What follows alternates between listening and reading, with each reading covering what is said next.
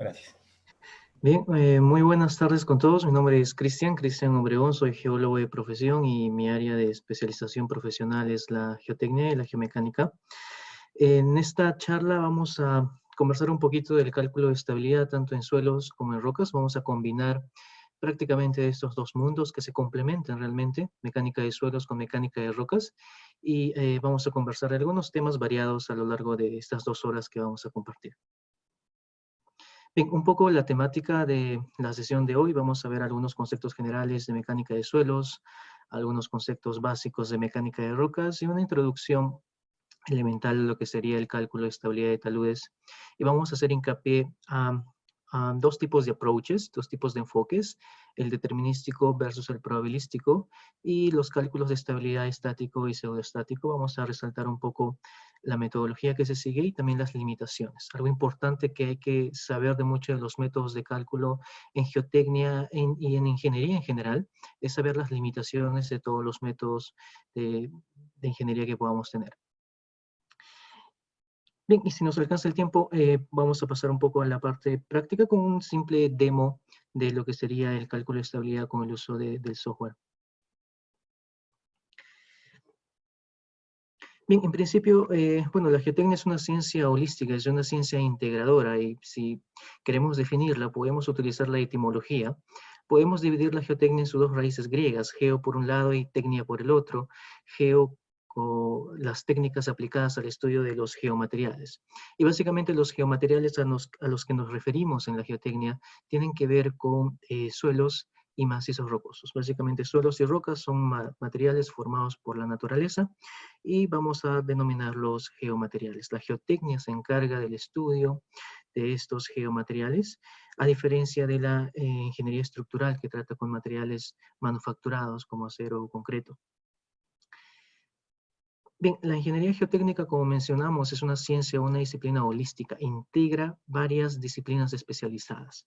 Entonces, un ingeniero geotécnico per se debería estar en la cualidad de entender, tal vez no de dominar a detalle, pero sí entender estas disciplinas que en conjunto erigen lo que es la geotecnia. Por un primer lado tendríamos la mecánica de suelos, la primera y la más antigua tal vez de las disciplinas especializadas de la geotecnia, y por el otro lado tendríamos una ciencia que se complementa con la mecánica de suelos, pero a la vez es muy diferenciada, y esa sería la mecánica de rocas. Sí, la mecánica de rocas es una ciencia relativamente joven y, bueno, tiene aplicaciones tanto en proyectos civiles como mineros. Otras ciencias que también complementan y erigen en conjunto lo que es la geotecnia son las cimentaciones, o a veces también llamadas fundaciones, que pueden ser tanto en suelos como en macizos rocosos.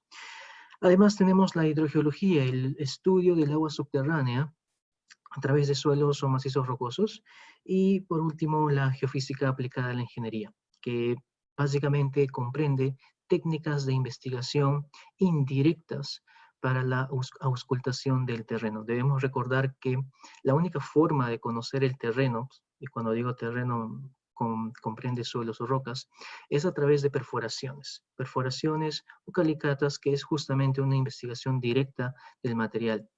La geofísica es un conjunto de técnicas netamente indirectas, a partir de las cuales podemos correlacionarlas con parámetros de resistencia o deformabilidad del material que deseemos estudiar. Bien, en conjunto en todas esas disciplinas se erigen lo que es la geotecnia, y como repito, el ingeniero geotécnico debería estar en la capacidad de entender los fundamentos de cada una de estas disciplinas. Claro está, existen ya especialistas que van al detalle para cada uno de estos campos. Bien, como soy geólogo de profesión, vamos a comentar un poquito aquí lo que tengo. Son las diferentes ramas de la geología como esa ciencia pura, y sus diferentes disciplinas, desde geología estructural, sedimentología, geomorfología, etcétera, etcétera.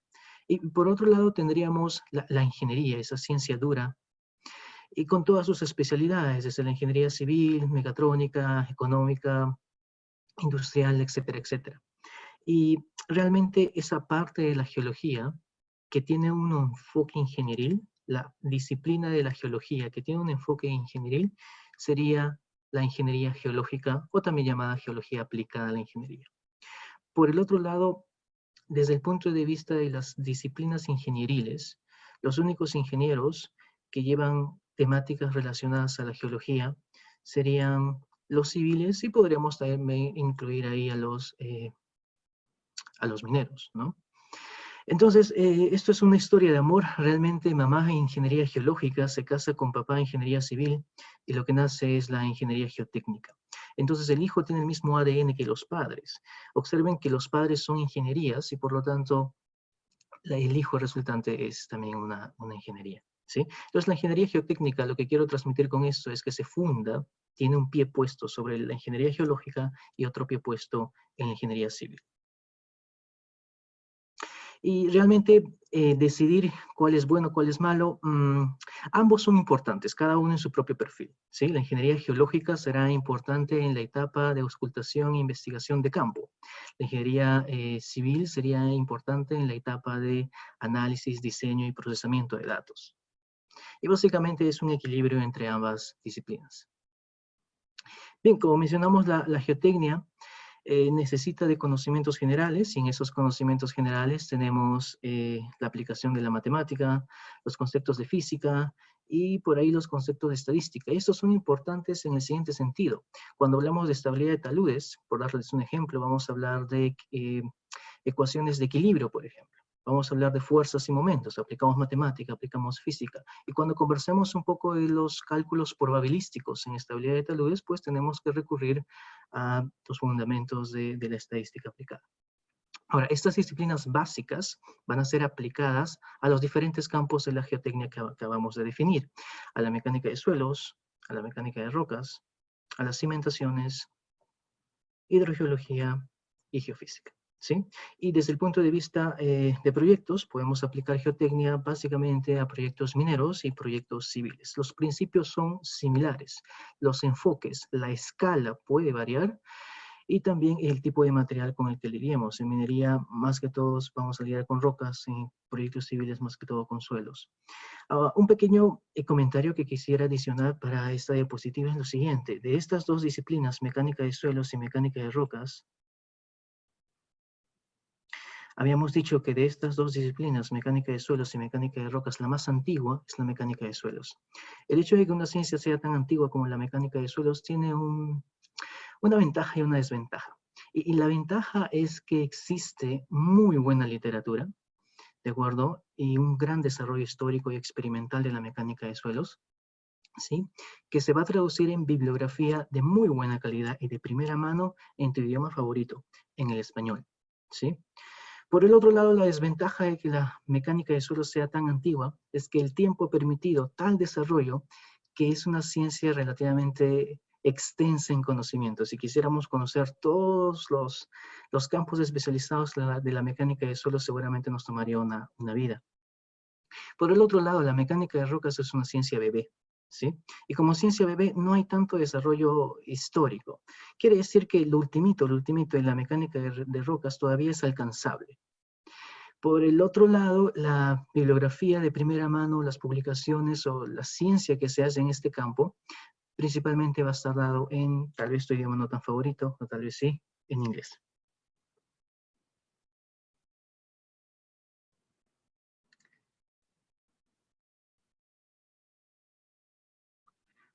Solamente para confirmar que el audio esté bien. Ok.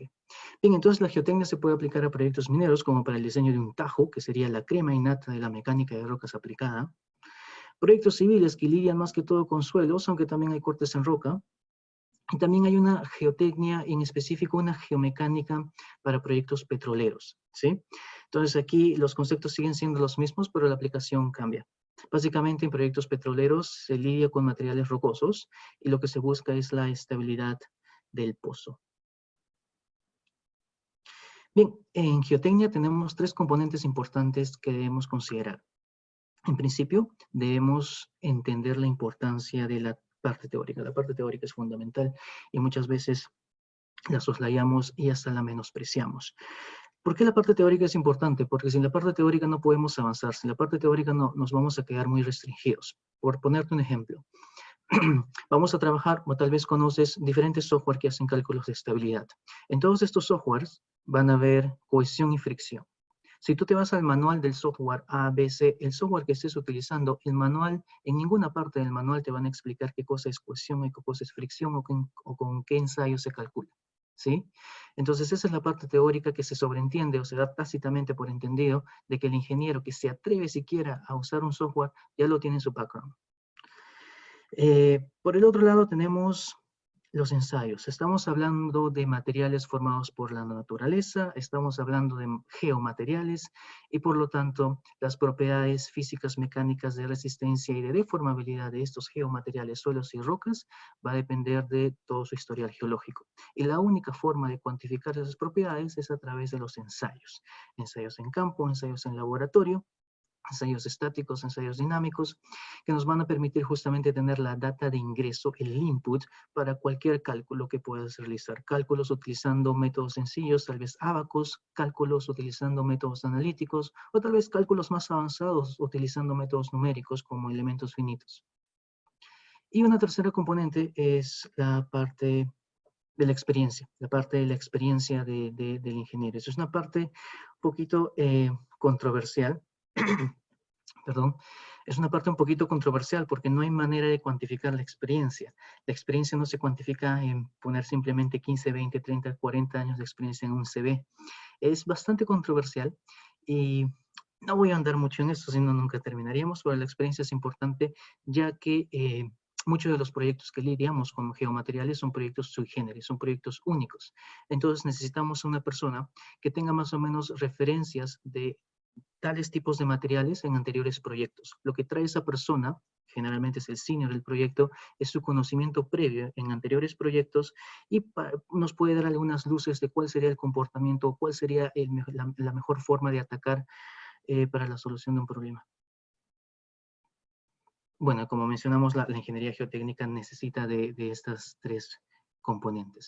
Ahora, estamos hablando de un equipo multidisciplinario, no estamos diciendo que una persona va a dominar las tres partes. Acá sí tenemos un equipo multidisciplinario entre jóvenes profesionales que seguramente irán más que todo por el cálculo numérico y, bueno, ingenieros seniors que más que todo van a estar representados por la parte de la experiencia y técnicos por la parte del laboratorio. Bien, esta es la metodología de trabajo generalizada para un proyecto, para un estudio geológico geotécnico. Bueno, básicamente tenemos una etapa de precampo, una etapa de campo y una etapa de gabinete en donde se hace el procesamiento. Vamos a ver solamente algunos puntos generales respecto a cada una de estas fases. Bien, el trabajo de campo, luego de que hacemos toda la logística y llegamos al campo, básicamente en el campo lo que tenemos que hacer son las siguientes actividades. En principio tenemos que realizar un mapeo. Un mapeo, realmente el término mapeo es un vulgarismo, es un término técnico, es un argot. El término correcto sería cartografiado, ¿cierto?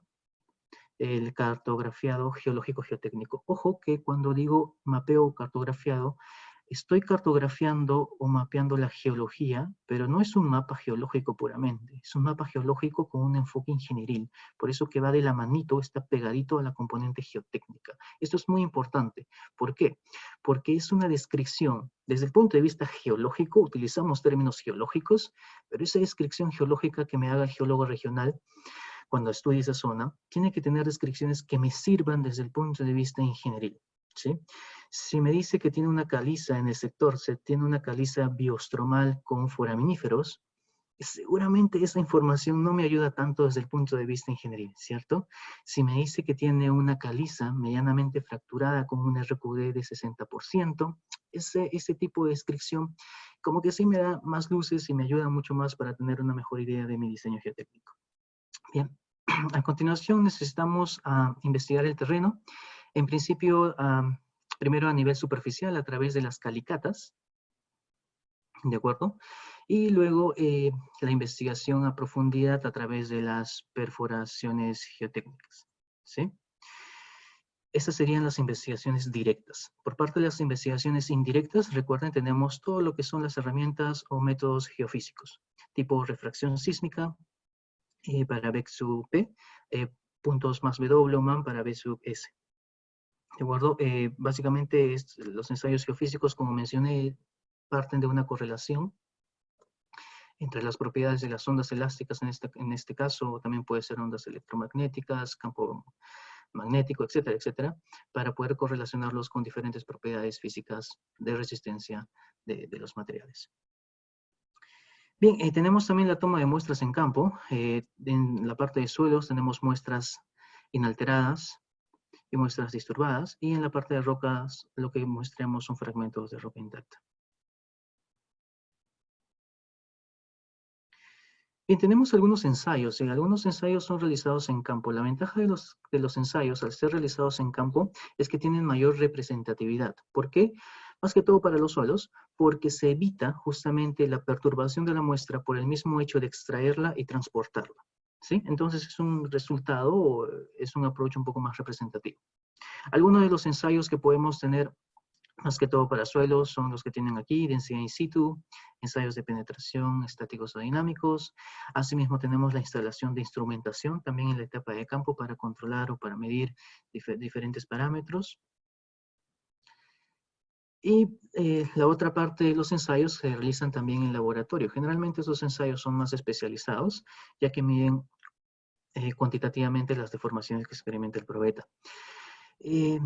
Recuerden que cuando hagan una solicitud de sus ensayos, siempre tienen que partir de un programa. Es importante resaltar la importancia de los parámetros que obtenemos de diferentes ensayos. Lo que el ingeniero debe saber es no cómo hacer el ensayo. Para eso está el técnico o para eso está el ingeniero que supervisa el técnico.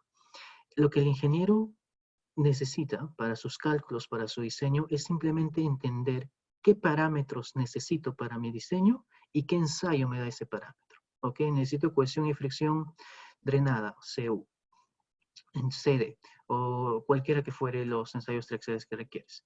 Ese es el objetivo. Los ensayos en suelo se pueden clasificar en ensayos básicos, como son básicamente ensayos de granulometría, humedad, límites y compactación, y ensayos especiales donde entran los triaxiales, ¿sí? Esto es para el mundo de suelos. Recuerden que son dos mundos, suelos y rocas, y un comentario adicional es lo siguiente. Como la mecánica de suelo es una ciencia tan amplia y con gran desarrollo histórico en el tiempo, hay mucha mayor variedad y cantidad de ensayos en suelos que en rocas. Recuerda, la mecánica de rocas es una ciencia bebé, y como ciencia bebé, la cantidad de ensayos que se ha desarrollado no tiene tantas variantes, es mucho más limitada. Te invito a que revises el brochure de cualquier empresa y veas la lista de ensayos de suelos. Van a ser ensayos básicos, especiales, in situ, van a ser 2, 3, 4 páginas seguramente. Revisa también el brochure de un laboratorio que provea servicios de ensayos en rocas. Seguramente la lista no va a pasar de página y media. Bien, luego de obtener los resultados, recuerda que una fase importante es el procesamiento e interpretación de los resultados de los ensayos. Y creo que ahí cometemos muchos errores en el sentido de que obtenemos el resultado del laboratorio y utilizamos esa cohesión o esa fricción. Realmente el mensaje o la recomendación es utilizar las curvas. Realmente lo que te debería dar un laboratorio no es cohesión y fricción, son las curvas, esfuerzo de formación. Idealmente que te lo dé en formato de texto, un CSV o un Excel. Y tú ya verás al momento de hacer tu procesamiento y análisis si utilizas el valor pico, el valor residual o un determinado nivel de corte.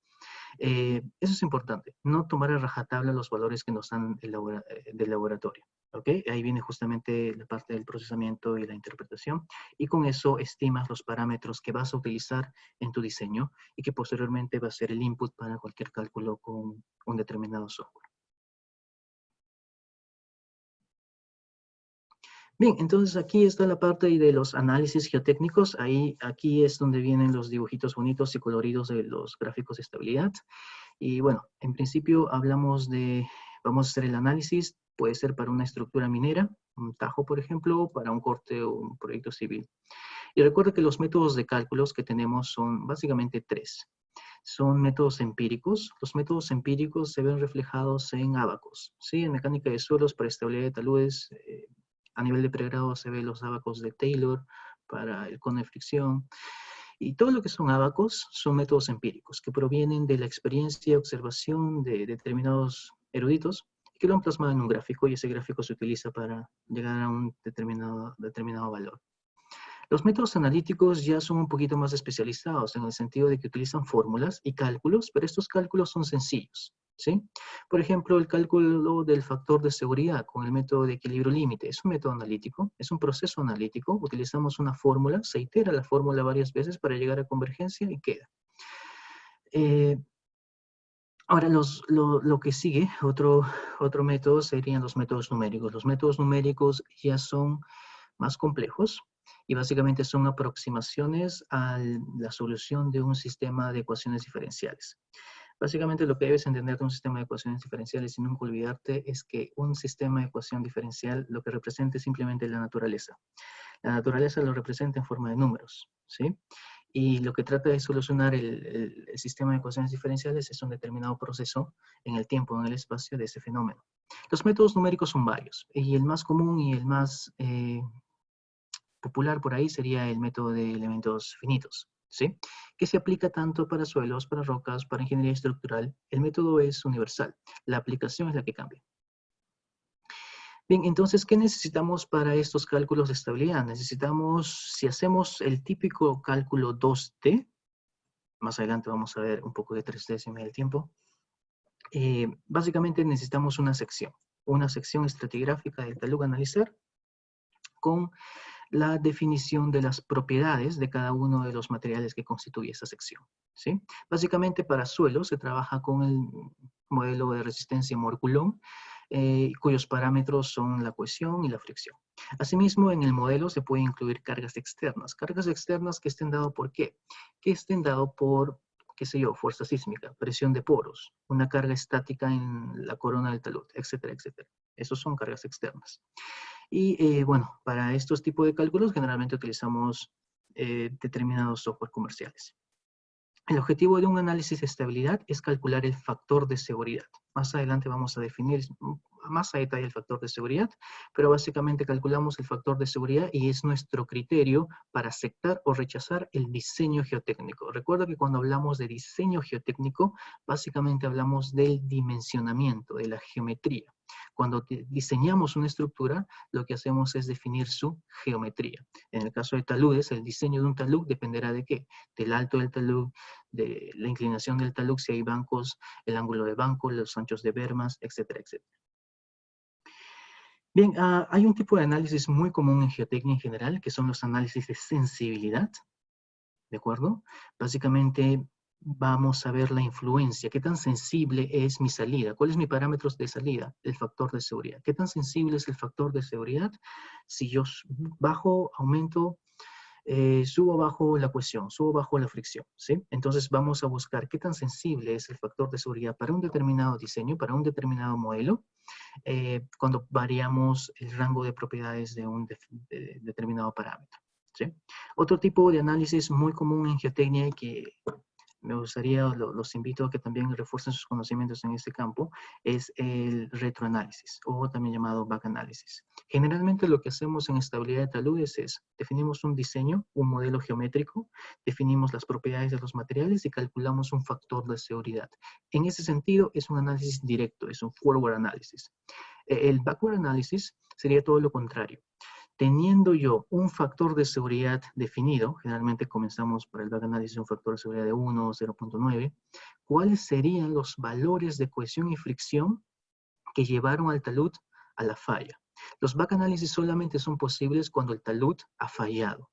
Entonces es una especie de calibración, voy a calibrar mi modelo. Si yo ya tengo la superficie de falla, que lo puedo levantar con topografía, e introduzco el software, el perfil, la superficie de falla, y le digo al software, calcúlame o que itere, realmente es un proceso de iteración, con qué valores de cohesión y de fricción le deben corresponder a este material, de tal manera que la superficie de falla sea la que estamos observando en el campo, ¿sí? Básicamente es un análisis, una calibración del modelo.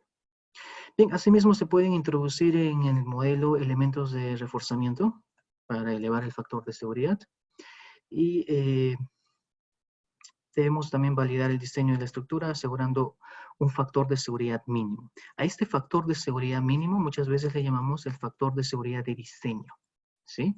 Quiere decir que el factor de seguridad de salida de mi modelo o de mi cálculo de estabilidad lo tengo que comparar con mi factor de seguridad mínimo o factor de seguridad de diseño. Si el factor de seguridad de salida de mi cálculo está por encima de ese factor de seguridad de diseño, entonces se acepta el diseño y pasa. Y pasa a etapa constructiva, etcétera, etcétera. ¿Sí? Si no se satisface este criterio, entonces no se satisface el criterio de aceptabilidad y se tiene que volver a redimensionar o si no, implementar sistemas de refuerzo. Bien, este es el flujograma bastante sencillo, he puesto solamente 4 steps. Para cualquier tipo de estudio geotécnico tendríamos la adquisición de los datos. Y básicamente la adquisición de los datos, la toma de datos, donde se realiza en el campo.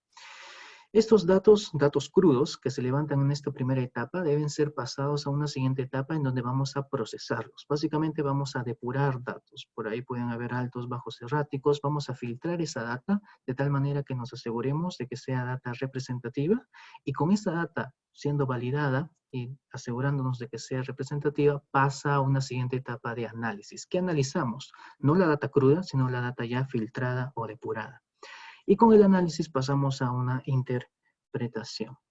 Muchas veces hablamos de modelos en estabilidad de taludes. Yo tengo mucha más experiencia en proyectos mineros y básicamente lo que trabajamos son diferentes modelos. El primero es el modelo geológico, que parte justamente del cartografiado geológico geotécnico que conversábamos al inicio. Bueno, lo que tengo aquí es simplemente un mapa geológico con la representación de las unidades litológicas con una proyección en planta. Y generalmente todo modelo geológico o mapeo geológico geotécnico va de la mano con su respectiva sección estratigráfica. ¿Ok?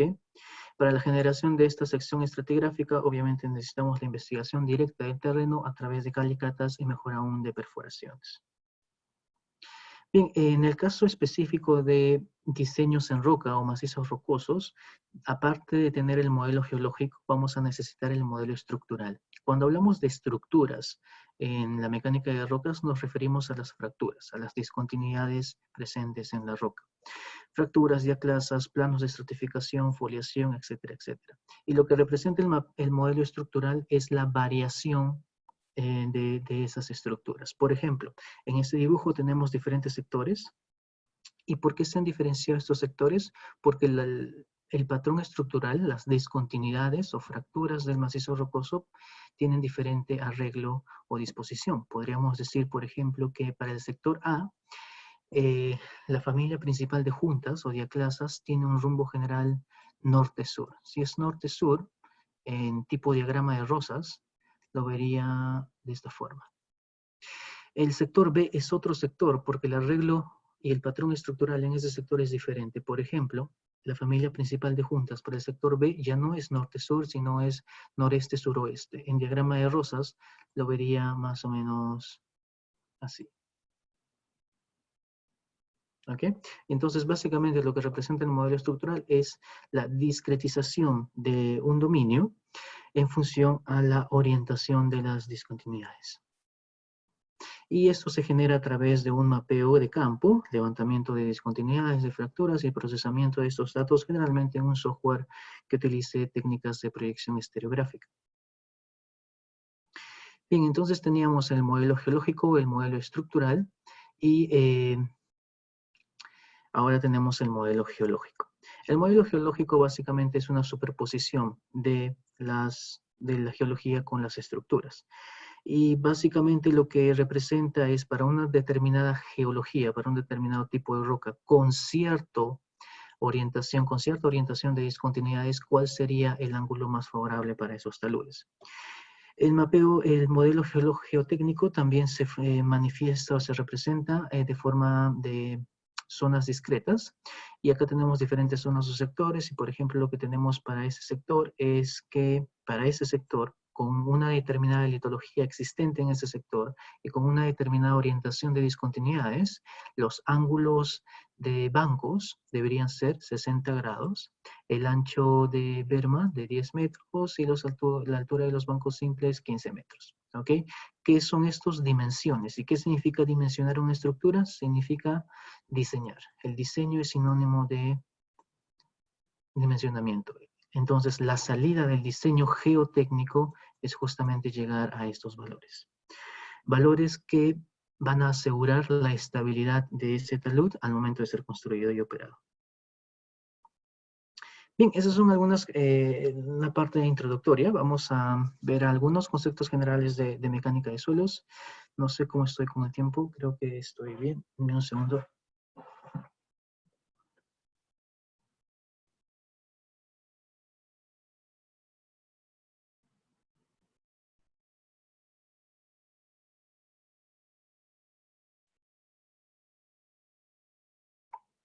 Ok. Bien, algunos conceptos de mecánica de suelos. Veamos. Bueno, básicamente el suelo, la definición del suelo es un material natural que está compuesto por un agregado de partículas minerales. Hay todo un proceso de generación del suelo. Básicamente el suelo proviene de la descomposición química y o desintegración física de las rocas y sigue todo un ciclo y un proceso que todos conocemos.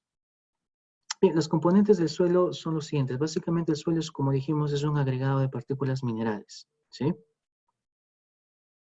Es un agregado de partículas minerales y tenemos aquí en este dibujo una superficie, un terreno, una sección transversal y hemos tomado una porción infinitesimal de suelo. Si le hacemos un zoom a esa porción infinitesimal de suelo, vamos a observar el esqueleto del suelo conformado por esas partículas minerales. ¿Ok? Bien. Ahora, sucede que a ese terreno, a esa superficie del terreno, vamos a construir una obra civil, un proyecto minero y vamos a aplicar generalmente cargas. Entonces, cuando apliquemos cargas, una carga Q a este terreno, ¿sí? Lo que va a suceder es lo siguiente. Esta carga Q se va a distribuir a lo largo del terreno en profundidad, ¿ok?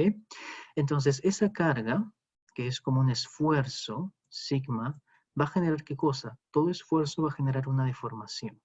Quiere decir que estas partículas, las partículas que estén dentro de ese cono de esfuerzos, van a experimentar cierta deformación. Ahora, estas partículas están inicialmente en contacto, en algunos puntos, están en contacto. Al recibir ese esfuerzo, esas partículas se van a movilizar y esos contactos, las partículas que estaban inicialmente en contactos van a comenzar a desplazarse una sobre otra, ¿sí? Entonces, en ese fenómeno de desplazamiento de una superficie sobre otro, lo que existe es fricción. Entonces, básicamente, el ángulo de fricción interna de un suelo, lo que trata de representar es esta fenomenología. Trata de representar la magnitud con la que se da globalmente esa fricción en los puntos discretos de contactos de cada una de las partículas minerales. ¿Sí? Bien, el suelo está compuesto por estos materiales. En función a su granulometría tenemos gravas, arenas, arcillas y limos. Y lo que debemos saber es que estas tres primeras, gravas, arenas y limos, son partículas granulares. ¿Sí? Son partículas granulares. Y las últimas, que son las arcillas son partículas laminares. Y la forma involucra mucho, la forma importa bastante. Acá tenemos una imagen captada por el microscopio, una microscopía electrónica de barrido, y podemos observar que al microscopio estas arcillas están formadas por láminas. Es justamente ahí que tienen esa capacidad exotrópica de hincharse al momento de captar agua. El agua, los iones oxidrilo o H negativo, se introducen entre esas capas y es como un acordeón, se hincha y al momento de perder, al momento de desecación pierde los iones oxidrilo y nuevamente se contrae. Bien, acá tenemos nuevamente una sección de un terreno con un nivel freático y tenemos dos porciones del suelo, uno tomado por encima del nivel freático y otro por debajo del nivel freático. ¿Qué es lo que vamos a tener? Por debajo del nivel freático, esta partícula de suelo que está por debajo del nivel freático va a estar totalmente saturado, ¿cierto? Totalmente saturado. Entonces las fases que tenemos aquí son fase sólida, esqueleto del suelo, y fase líquida, agua. En la parte superior, para esta porción de suelo de la parte superior que está por encima del nivel freático, vamos a tener ¿qué cosa? Vamos a tener la fase sólida, siempre va a estar la fase sólida, el esqueleto del suelo. ¿Y qué vamos a tener también? Vamos a tener aire y agua. Quiere decir que acá tenemos las tres fases. ¿Sí? Acá tenemos fase sólida por el esqueleto del suelo, fase líquida y fase gaseosa. Ahora, el agua que presenta estas partículas, realmente este es un suelo parcialmente saturado. El agua que presenta las partículas es básicamente por capilaridad.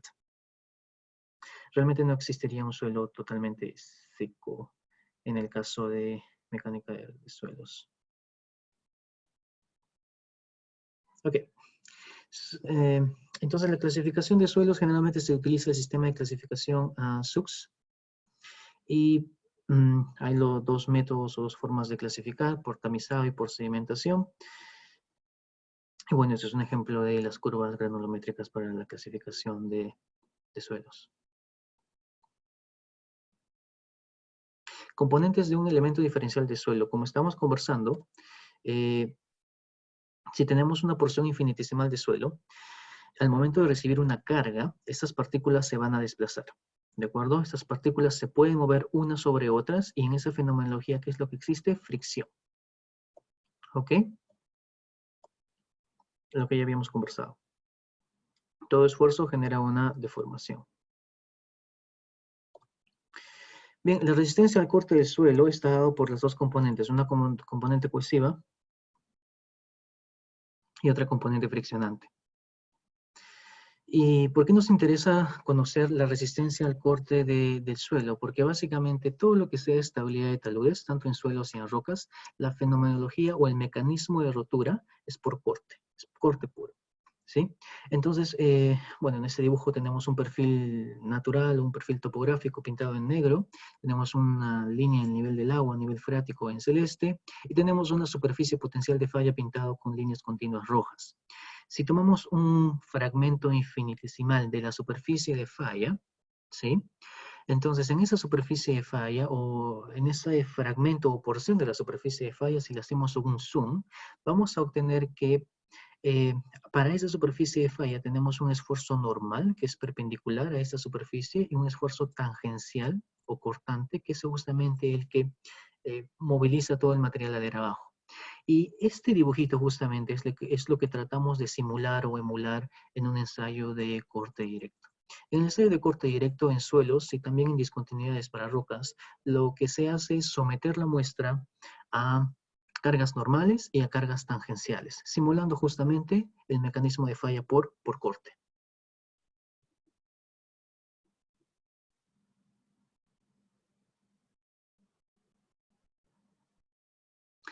Bien, conversemos un poquito sobre el factor de seguridad. Vamos a hacer la analogía del plano inclinado. Tenemos una superficie con un ángulo beta, es una sección transversal, y vamos a tomar un bloque que va a estar colocado en esta superficie del plano inclinado. Bien, este plano inclinado va a tener un peso que es un vector dirigido verticalmente hacia abajo, y vamos a descomponer ese peso en una componente normal y tangencial. Normal perpendicular al plano de deslizamiento y tangencial paralelo al plano de deslizamiento. Si hacemos un poquito el diagrama de cuerpo libre y hacemos el cálculo, vamos a tener que el esfuerzo normal y el esfuerzo tangencial son hijas del peso. Por lo tanto, van a estar relacionados a través de una fórmula trigonométrica con el peso. La normal es el W por el seno del peso y la componente tangencial es el peso por el coseno del ángulo beta, donde beta es el ángulo de inclinación del plano de falla. Bien, ¿qué más necesitamos? Necesitamos una fuerza que es la fuerza de resistencia, que va a estar dado por una fuerza de fricción. ¿Sí? Una fuerza de fricción es una fuerza que ocurre en contra del movimiento. Y esa fuerza de fricción, teóricamente, según las fórmulas de la física, se calcula como un coeficiente de rozamiento mu por la normal. Ahora, la pregunta sería, eso es física, hasta ahí estamos haciendo los cálculos. ¿Cómo calculamos mu? ¿Cómo determinamos esa constante de fricción para suelos o para discontinuidades en roca? Bueno, mu realmente se calcularía como la tangente del ángulo de fricción, ¿sí? Como la tangente del ángulo de fricción. Y desarrollando la ecuación tenemos que la fuerza de fricción entonces sería la tangente del ángulo de fricción por la normal. Ahora lo que vamos a hacer es vamos a llamar, ya tenemos terminado nuestro diagrama de cuerpo libre, vamos a denominar algunas fuerzas estabilizadoras. Estas fuerzas estabilizadoras van a ser aquellas fuerzas que más bien frenan el bloque para que no deslice. ¿Cuál sería? Sería justamente la fuerza de fricción, que dadas las ecuaciones tenemos que es tangente de phi por la normal, pero a su vez la normal es W por seno de beta. Entonces ahí tenemos todo el desglose de la ecuación. Como tenemos fuerzas estabilizadoras, también vamos a tener fuerzas desestabilizadoras. Y las fuerzas desestabilizadoras más bien van a ser aquellas fuerzas que jalan el bloque hacia abajo para que estas deslicen. ¿Y cuál va a ser nuestra fuerza desestabilizadora? En este caso va a ser la componente tangencial del peso, que va a estar dado por W por el coseno del ángulo de inclinación del plano. Bien, una vez definidas fuerzas estabilizadoras y desestabilizadoras, lo que vamos a definir es un parámetro. Este parámetro lo vamos a crear, no existe. Entonces vamos a crearnos un parámetro y ese parámetro se va a crear como la relación, el cociente entre fuerzas estabilizadoras dividido sobre las fuerzas desestabilizadoras. ¿Sí? Entonces, ese nuevo parámetro que se obtiene de la relación de estas dos magnitudes, en principio, deben notar que no va a tener unidades, va a ser adimensional. ¿Por qué? Porque son fuerzas arriba, numerador, fuerzas abajo, denominador, por lo tanto va a ser un parámetro adimensional. Y ese nuevo parámetro lo vamos a llamar factor de seguridad o coeficiente de seguridad. Recuerden, todo lo que se llame coeficiente, todo coeficiente siempre es adimensional. Coeficiente de fricción, mu, es adimensional. Coeficiente de Poisson también es adimensional. Todo lo que sea coeficiente es adimensional. Puedes llamarle factor de seguridad o coeficiente de seguridad. Bien, simplificando las ecuaciones que tenemos ahí, llegamos a la expresión de que el factor de seguridad para este caso sencillo del plano inclinado con ese bloque está representado por la tangente de phi sobre la tangente del ángulo de inclinación. Hasta ahí todo bien y hasta ahí funciona, pero si te das cuenta, solamente en todas las ecuaciones que estamos mostrando aparece una componente de resistencia del suelo de las dos que habíamos conversado. Recuerda, la resistencia al corte del suelo, modelado con la ecuación de Mohr-Coulomb, está dado por dos componentes de resistencia. Una componente friccionante, phi, que lo estamos incluyendo en estos cálculos, pero también una componente cohesiva, dada por la cohesión, que si te das cuenta no estamos incluyendo en ninguna parte de nuestros cálculos. Entonces, si queremos llegar a una ecuación más generalizada que utilice cohesión y fricción, vamos a hacer lo siguiente. Entonces vamos a partir del mismo gráfico, tenemos el mismo plano inclinado, beta ángulos de inclinación, tenemos el mismo bloque, peso, componente normal tangencial, fuerza de fricción en dirección opuesta al deslizamiento, y ahora lo que vamos a incluir es la cohesión. Y creo que se me escapó en esa parte, pero básicamente la cohesión del suelo, deja que lo explique por aquí.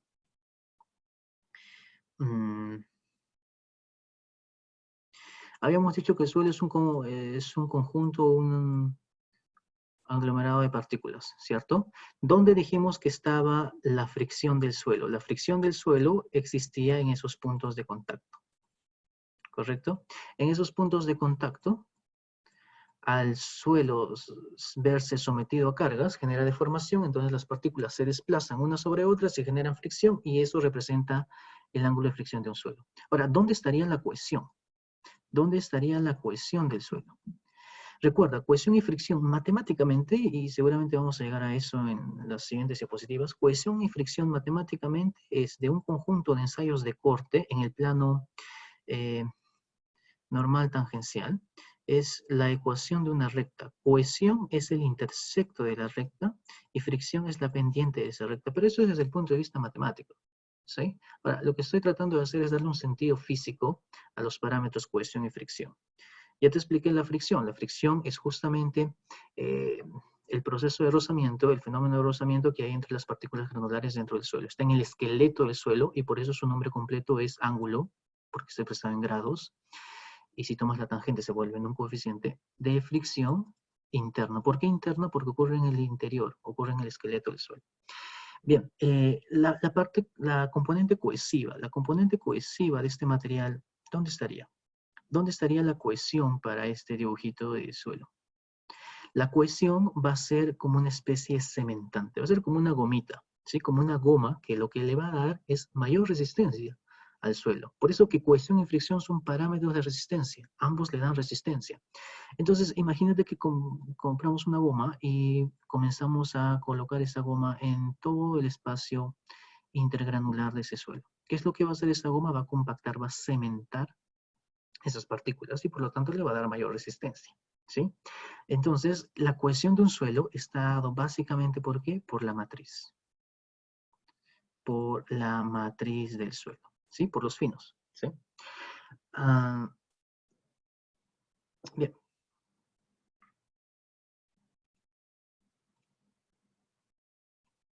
Entonces, para este ejemplo, vamos a considerar ambas componentes, componente cohesiva y componente friccionante.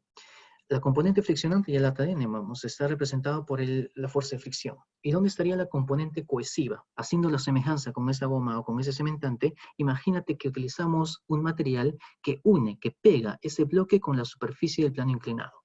Ahora el bloque es mucho más resistente, ¿cierto? Claro, porque cohesión y fricción le dan mayor resistencia al material. Bien, desarrollamos las ecuaciones, entonces consideramos ahora los dos parámetros de resistencia al corte de un suelo, cohesión y fricción, y definimos las fuerzas que ya habíamos conversado anteriormente. Fuerzas estabilizadoras, fricción y cohesión. Ahora vamos a tener dos fuerzas estabilizadoras, componente cohesiva y componente friccionante.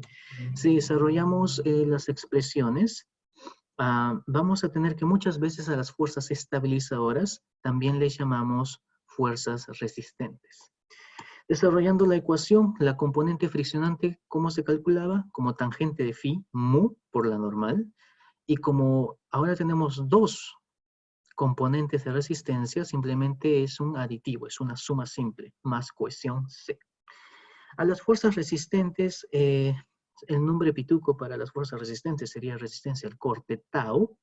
Y si desarrollamos esta expresión y lo transformamos de fuerza normal a esfuerzo, dividiendo por el área, y dándole una forma bonita, vamos a tener que la resistencia al corte tau es igual a cohesión más esfuerzo normal por tangente de phi. Esta expresión lo han tenido que ver en sus cursos de mecánica de suelos básica, y esa expresión es nada más y nada menos que el modelo de resistencia al corte de Morculo. ¿Sí? Entonces, Morculo simplemente lo que hace es considerar la componente cohesiva y friccionante de forma aditiva, como lo he explicado. Bien, las formas como obtener el esfuerzo o la resistencia de corte de un suelo, básicamente a partir del laboratorio, lo más común son los ensayos de corte, ¿sí? Y también tienes ensayos especiales como los ensayos triaxiales. Los ensayos triaxiales también te van a permitir estimar la resistencia de corte de un suelo. Y para materiales finos, la compresión simple.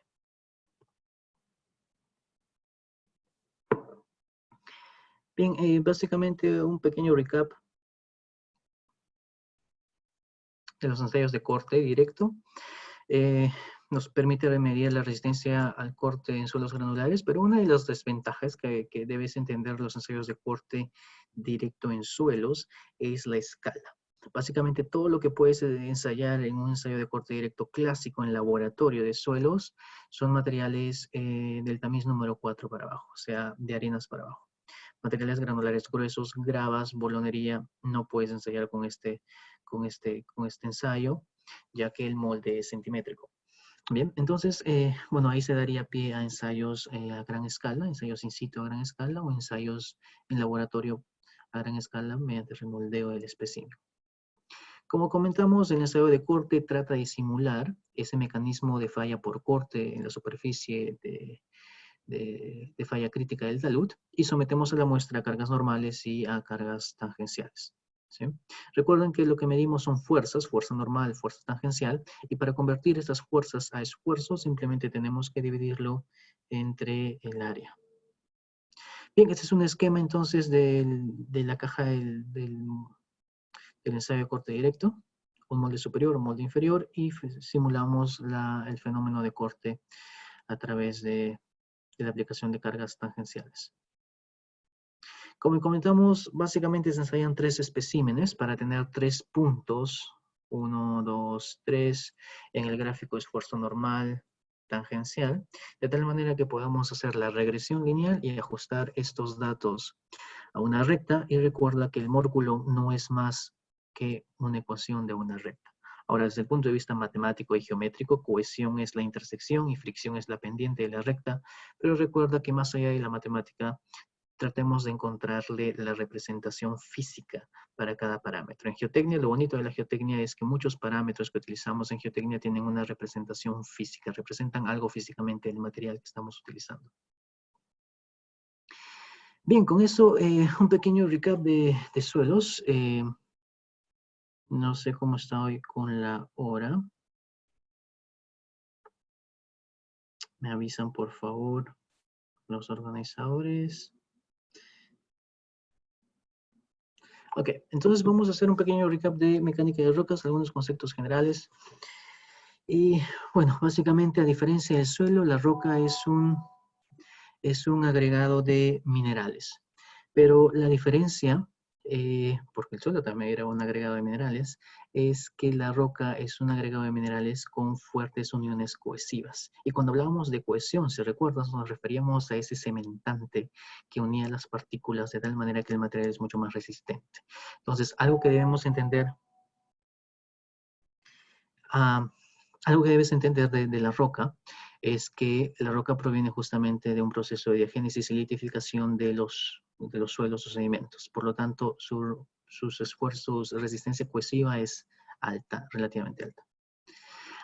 Bueno, algo que me gustaría comentar es que roca y suelo están relacionadas y realmente no es que veamos esto de forma blanco o negra. Realmente es una transición, ¿sí? Por ejemplo, las rocas, los macizos rocosos que han experimentado gran deformación o gran fracturamiento, y alteración, podríamos estar hablando de los macizos rocosos, rocas blandas, que justamente se pegan un poquito más a la resistencia más alta de los suelos. Por el otro lado, tenemos suelos que por su mismo proceso geológico de formación han desarrollado una cierta resistencia, y tenemos ahí los suelos rígidos, ¿sí? Que estaría más o menos en el límite de resistencia de las rocas blandas. Entonces, lo que quiero mostrarte con esto es que básicamente no es que sea roca o suelo, existen estadios transicionales. Desde el punto de vista técnico, podríamos considerar que una resistencia mayor a 5 megapascales de compresión podríamos llamarle suelo. Pero algo más práctico que eso es lo siguiente. Esta fotografía muestra un material y la pregunta del millón es si es roca o suelo. Bueno, la respuesta, más allá de ir a la teoría, es bastante práctica. Si tendríamos esa muestra en la mano y lo podemos desintegrar simplemente con el tacto, pasaría a ser un suelo. Si para romper esa muestra, para romperla en dos, no puedes hacerlo con el tacto, sino que necesitas una fuerza mecánica externa, tal vez un martillo o una comba, entonces estamos hablando de una roca. Así de sencillo. Un concepto importante en mecánica de rocas es el de macizo rocoso. Básicamente el macizo rocoso es la suma de roca intacta más discontinuidades. Hagamos el siguiente ejercicio mental. Imaginemos que tú eres el ingeniero encargado de desarrollar este túnel, la excavación de este túnel que muestro en pantalla. Entonces, tú como ingeniero necesitas una muestra para justamente caracterizarla y saber los parámetros de resistencia que luego vas a utilizar para tus cálculos. Entonces, humanamente, tú eres un humano y humanamente lo que vas a hacer es caminar por el túnel que está en construcción y vas a tomar una muestra que humanamente puedes tomar, que básicamente va a ser una muestra centimétrica, ¿sí? Esa muestra centimétrica está aquí, en este circulito más pequeñito, ¿sí? Si le hacemos un zoom a este circulito pequeñito, vamos a tener una vista como esta. ¿Qué es esto? Un fragmento, una porción del macizo rocoso, pero que no tiene presente, está exento, está libre de cualquier discontinuidad o fractura que lo corte. Ese fragmento le vamos a llamar un fragmento de roca intacta. ¿Ok? Ahora, imaginemos que tú eres mucho más grande, tienes más fuerza y puedes muestrear un bloque de mayores dimensiones. Imaginemos que ahora puedes muestrear un bloque de estas dimensiones y le hacemos un zoom y vamos a obtener un gráfico como este. ¿Qué es lo que tenemos en ese gráfico? Tenemos un fragmento, una porción del macizo rocoso, pero que ya está cortado o atravesado por una discontinuidad que puede ser una fractura. Si seguimos haciendo la misma lógica, imaginamos que tienes las ganas y muestreas algo mucho más grande, como por ejemplo esto de acá, y le hacemos un zoom, vamos a ir viendo que cada vez la escala de muestreo, al ir aumentando, va a contener la muestra mayor cantidad de discontinuidades, hasta que llegamos a un punto en donde tenemos la mayor cantidad de discontinuidades y ese sería nuestro macizo rocoso. Entonces, para llegar a este punto final del macizo rocoso, hemos partido ¿de quién?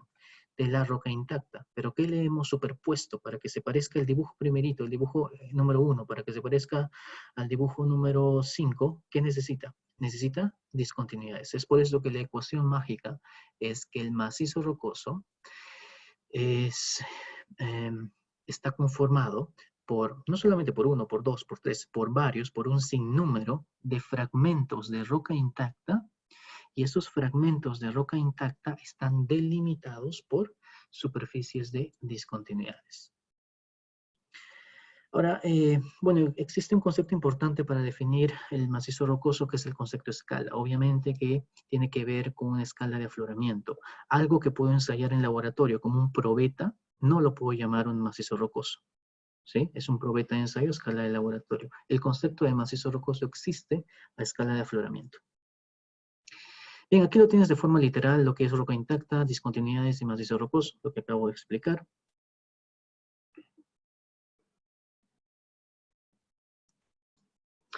Y algo interesante que debemos entender de la roca intacta es que todos los ensayos en mecánica de rocas, casi todos, o el 95% de ensayos en mecánica de rocas, están pensados en ensayar la roca intacta, ese fragmento de roca o ese fragmento del macizo rocoso que está libre de discontinuidades. Es a ese fragmento del macizo rocoso que lo sometemos a compresión simple, a compresión triaxial, a tracción, etcétera, etcétera. ¿Sí? Bien, lo que trato de representar en esta vista es lo siguiente. Lo que tienes en la parte izquierda de tu pantalla es un probeta de ensayo. Y te puedes dar cuenta fácilmente por la regla que tiene superpuesta. Ahora, ese probeta de ensayo tiene algunas zonas blanquecinas que pueden ser venillas o vetillas de cuarzo o calcita. Realmente no lo recuerdo. Pero el objetivo es el siguiente. Esas venillas, esas vetillas han sido delimitadas por esas líneas punteadas en amarillo que puedes ver. Entonces la pregunta es, si yo tengo ese tipo de muestra, ¿sí? Y lo someto a compresión, una compresión simple, una prensa universal, ¿por dónde crees que falle la muestra? Bien, en principio debemos entender que lo que tenemos en pantalla, en la parte izquierda, no es roca intacta.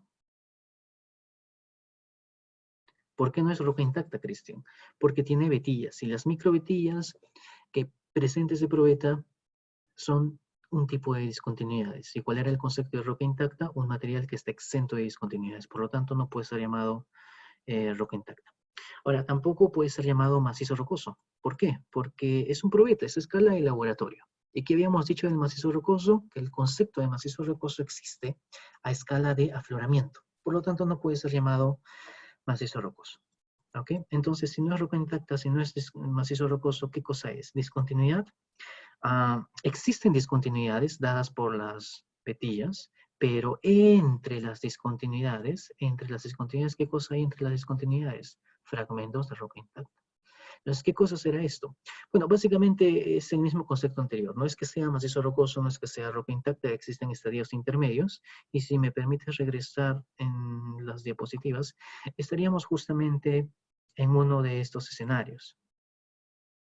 En un lado está la roca intacta, por el otro extremo el macizo rocoso, pero existen estadios intermedios. Ese probeta estaría en uno de esos estadios intermedios. Bien, respondiendo a la pregunta, para ese probeta, si aplicamos compresión simple sobre ese tipo de muestra, ¿por dónde fallaría la muestra? Por una de esas superficies de discontinuidades, por alguna de esas vetillas. Esto nos lleva a la conclusión de que las superficies de discontinuidades representan planos potenciales de falla. ¿Ok?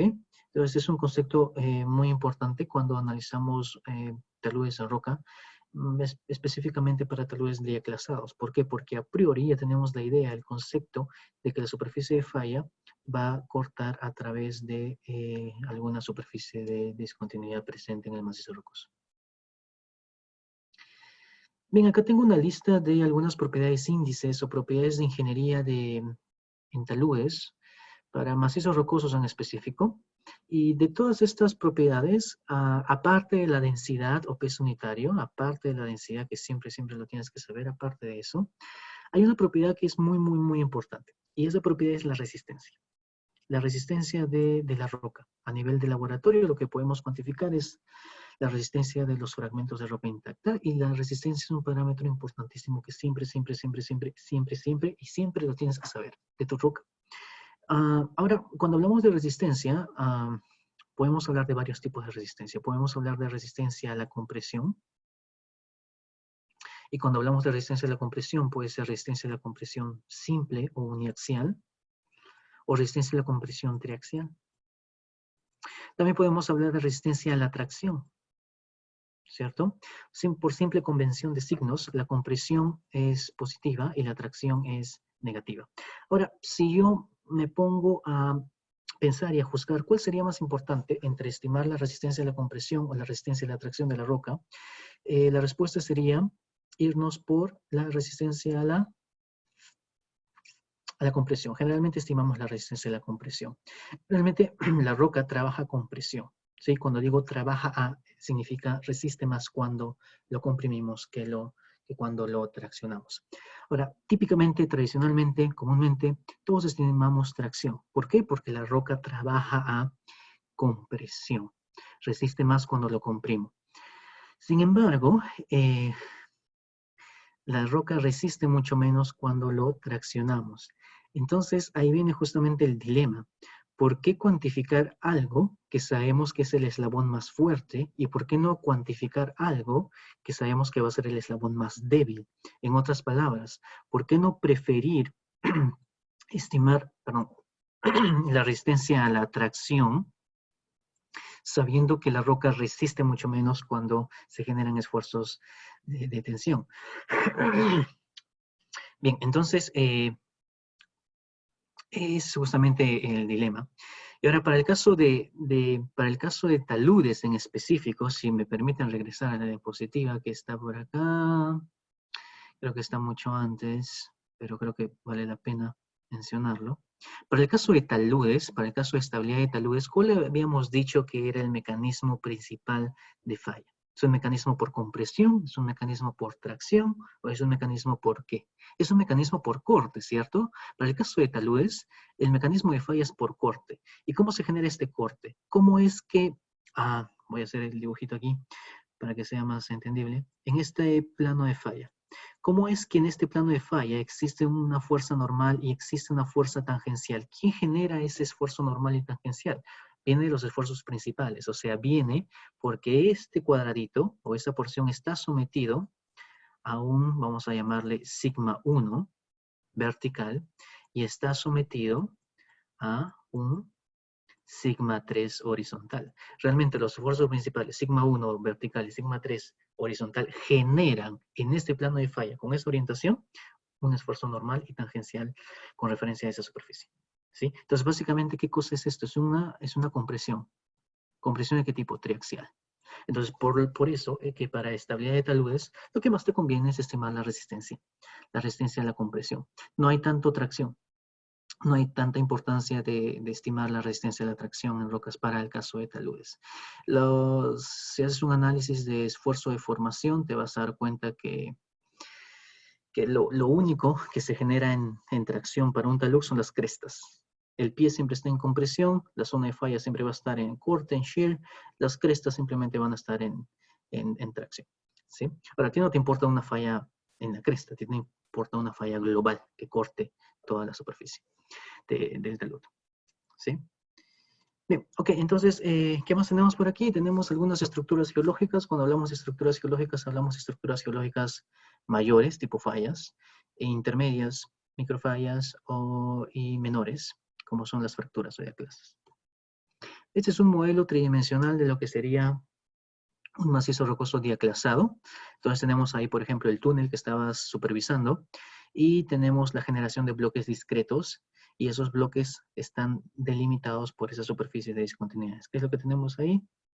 Un macizo rocoso, regresando al concepto, conjunto de bloques de roca intacta delimitado por superficies de discontinuidades.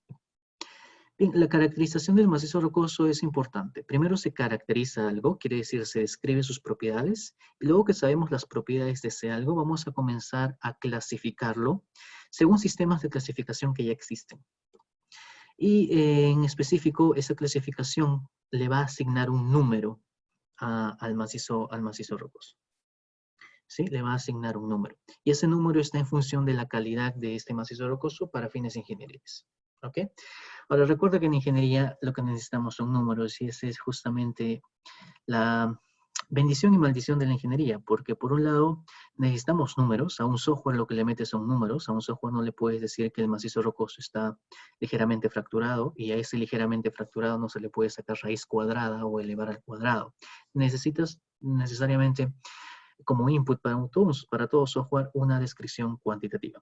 El problema nace en que la fuente de información de las características del macizo rocoso proviene del campo. Y la persona que te va a dar esa descripción generalmente es un geólogo, y como geólogo o como descripción geológica va a tender a ser más cualitativa que cuantitativa. ¿Sí?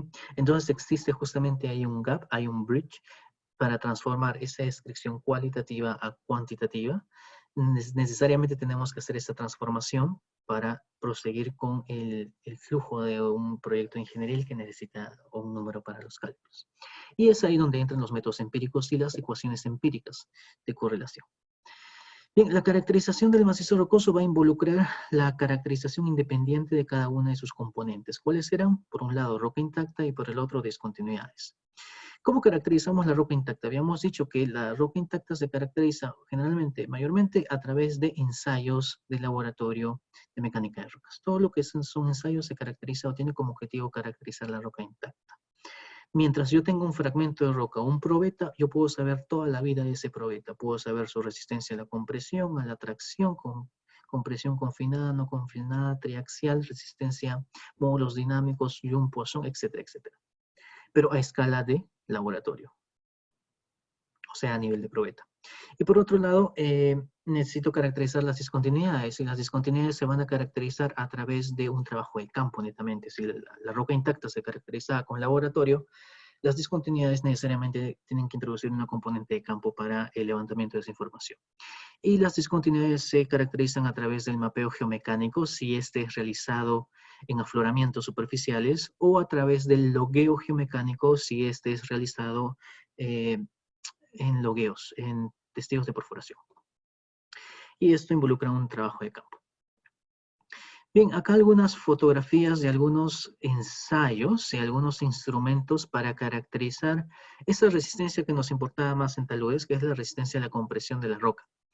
¿Sí? Entonces, yendo desde la parte superior izquierda hacia la parte inferior derecha, vamos a ir viendo que tenemos diferentes instrumentos. Algunos son instrumentos netamente de campo, algunos instrumentos un poquito más sofisticados, algunos ya ensayos que se pueden realizar en campo y algunos ensayos que netamente se realizan en laboratorio. La parte superior derecha, fotografía superior izquierda, es una fotografía del martillo de geólogo que básicamente caracteriza la resistencia de la roca en función al número de golpes que le des. No es tanto técnico, ¿cierto? Es bastante soso. Tú le puedes dar más golpes porque tienes más fuerza o porque estás más enojado o con más furia. Y el otro que esté un poco más pacífico tal vez le tome mucho más números de golpes romper la roca. Entonces, no es tan técnico, no es tan científico. Utilicemos otro martillo, un martillo un poquito más especializado, que sería el martillo Schmidt, o también llamado esclerómetro. Básicamente lo que tiene este instrumento es un pin, es un resorte en la parte interior, y por un efecto de rebote y conservación de energía, el pin va a rebotar y va a indicar un número en ese dial. Y ese dial, ese número no tiene dimensiones, es un número adimensional, se le llama número de rebote. Esa lectura se toma y se va a un ábaco. En ese ábaco se puede correlacionar el número de rebote con la resistencia aproximada de la superficie de ensayo. Bien, otro instrumento, ya esto es un ensayo. Generalmente es un ensayo bastante práctico para realizarlo en campo. Es un ensayo que nos permite estimar la resistencia de la compresión de la roca y es el ensayo de carga puntual. Y por último, el ensayo de per se el ensayo recomendado para la resistencia a la compresión de la roca intacta son los ensayos UCS o ensayos de compresión simple uniaxial. Bien, otro tipo de ensayos también un poquito más sofisticados, pero interesantes y necesarios, más que todo para taludes en roca o en macizos rocosos, dado que sabemos que tenemos esfuerzos triaxiales que generan esfuerzos normales y tangenciales en la superficie de falla, son los ensayos triaxiales en roca. Entonces, básicamente lo que tenemos aquí es una prensa universal, que somete a la muestra a cargas axiales, pero asimismo necesitamos un confinamiento. Y el confinamiento lateral es dado a través de esta celda, ¿sí? Y a través de un fluido hidráulico se le da un confinamiento en todo el anular, ¿sí? Eso estaría dando un sigma 3 lateral y un sigma 1 por la prensa vertical. El espécimen se confina con cierto valor de sigma 3 y se aumenta paulatinamente la carga axial hasta que se provoque o induzca la ruptura del probeta. Bien, por parte de las discontinuidades, lo que tenemos aquí son algunas propiedades que se caracterizan en el mapeo superficial. Tipo de roca, tipo de discontinuidad, orientación, espaciamiento y todo el listado que tienen ahí.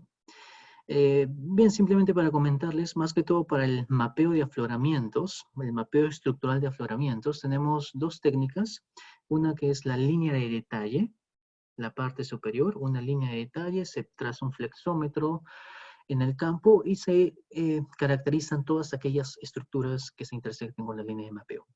En la parte inferior tenemos otra metodología de mapeo superficial de estructuras que es por ventanas, se define un área en la sección a levantar y se mapean todas las estructuras que estén parcial o totalmente contenidas en esa ventana de mapeo. Todo se resume en una ficha. Esta es una ficha de una estación geomecánica. Todos los puntos donde se realiza este levantamiento de información estructural de discontinuidades, ya sea por línea o por celda, se resumen en esta ficha. Y cada uno de esos puntos de levantamiento de información se les llama estaciones geomecánicas, ¿ok? Esto es netamente para una caracterización superficial. Si estamos caracterizando discontinuidades en testigos de perforación, eso pasaría a llamarse un logueo geomecánico. Bien. Ahora, es importante resaltar el concepto de la transición de roca intacta a macizo rocoso. Recuerda, para llegar al concepto de macizo rocoso partíamos de la roca intacta, pero necesitábamos la presencia de ¿qué? De discontinuidades, porque las discontinuidades van a definir justamente el patrón estructural y van a delimitar los fragmentos de roca intacta. Entonces, los fragmentos de roca intacta lo podemos caracterizar. Podemos saber toda su vida mientras sean probetas y los ensayemos en laboratorio. Pero realmente el corte que vamos a hacer, la excavación subterránea que vamos a realizar, no es un material tipo roca intacta. Es en un material llamado macizo rocoso que está presente en la roca intacta, fragmentos de roca intacta, pero donde intervienen también las discontinuidades estructurales. Entonces, tenemos que convertir la resistencia de la roca que fue estimado en laboratorio, tenemos que convertirla, escalarla, extrapolarla a la resistencia del macizo rocoso. ¿Y cómo se logra eso? A través de una ecuación empírica. Y los métodos empíricos para hacer esto básicamente parten de un valor y ese valor se obtiene por medio de una clasificación geomecánica. Básicamente la clasificación geomecánica es ese puente que me permite transformar parámetros cualitativos a parámetros cuantitativos, ¿sí? Y es básicamente un método empírico, quiere decir que depende o es producto de la experiencia y observación de los diferentes autores, ya que existen diferentes clasificaciones geomecánicas, algunas más con sesgo a minería, algunas más para tunelería, algunas más para taludes, algunas más para excavaciones subterráneas, ¿sí? Bien, este es un listado rápido de algunas clasificaciones geomecánicas que existen desde su primer desarrollo. Terzaghi, justamente el padre de la mecánica de suelos, propuso una de las primeras clasificaciones geomecánicas en rocas. En ese tiempo aún no estaba muy bien discriminado, no estaba muy bien discernido la diferencia entre mecánica de suelos y mecánica de rocas. Recuerda, la mecánica de suelos es mucho más antigua y el bebé mecánica de rocas nace justamente en ese vientre. Pero en 1946 todavía no había una disciplina mecánica de rocas tal cual. Luego, generalmente, con la creación del ISRM se separa. Bien, entonces ahí tienes el listado de clasificaciones geomecánicas. Una de las más comunes, tal vez valdría mencionar el RMR, ¿de acuerdo? el Q y el GCI más que todo para la conversión, el escalamiento de propiedades a partir de la ecuación de Hooken-Brown.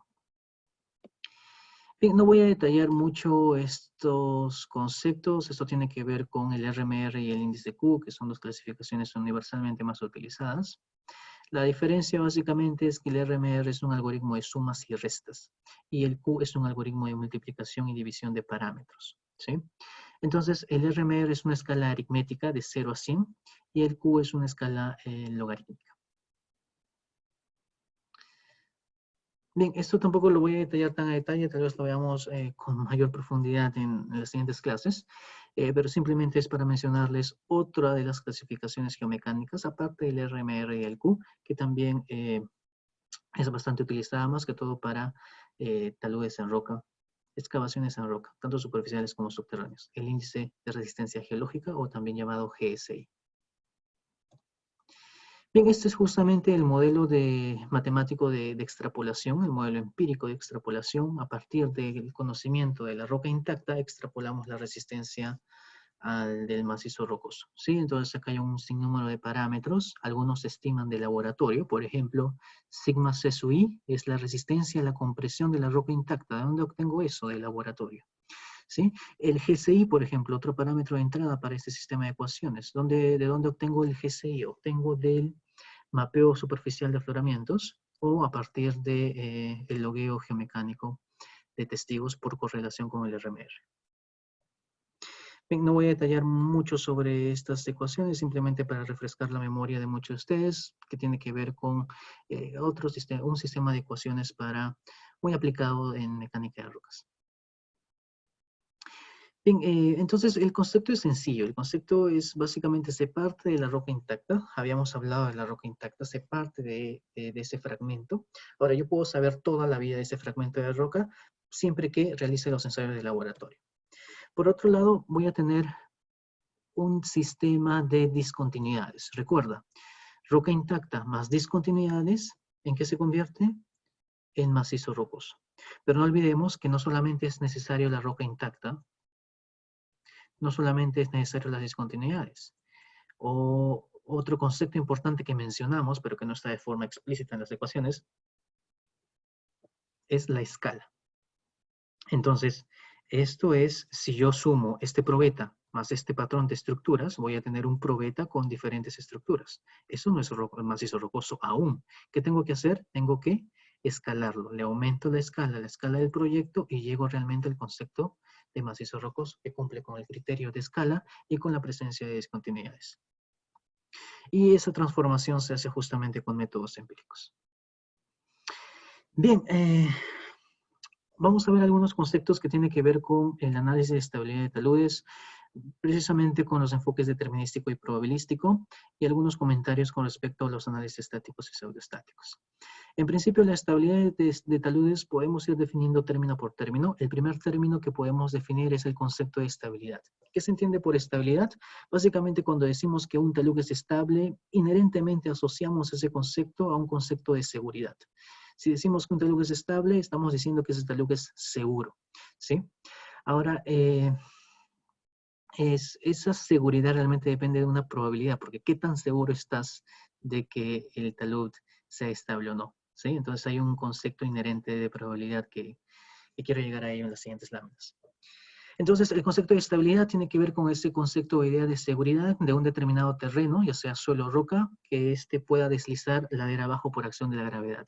Cuando hablamos de estabilidad, en geotecnia en general se habla de estabilidad física y química. La estabilidad química es un campo que cae más en los biólogos químicos y tiene que ver generalmente, más que todo para proyectos mineros, está asociado a la generación de drenaje ácido por la presencia de sulfuros en la roca, ¿sí? Y una estabilidad química básicamente trata sobre la neutralización de estas opciones ácidas en este tipo de materiales. Lo que vamos a tratar nosotros es la estabilidad física. Justamente buscamos la estabilidad de equilibrio, la condición de equilibrio en un determinado terreno para que ésta sea segura. Recuerda que buscamos la seguridad y este concepto de seguridad está asociado al tiempo del proyecto, ya sea en el corto, mediano o largo plazo, ya sean taludes temporales o taludes permanentes. Bien, entonces el otro concepto es el concepto de talud. Básicamente todo talud es cualquier superficie inclinada respecto a la horizontal.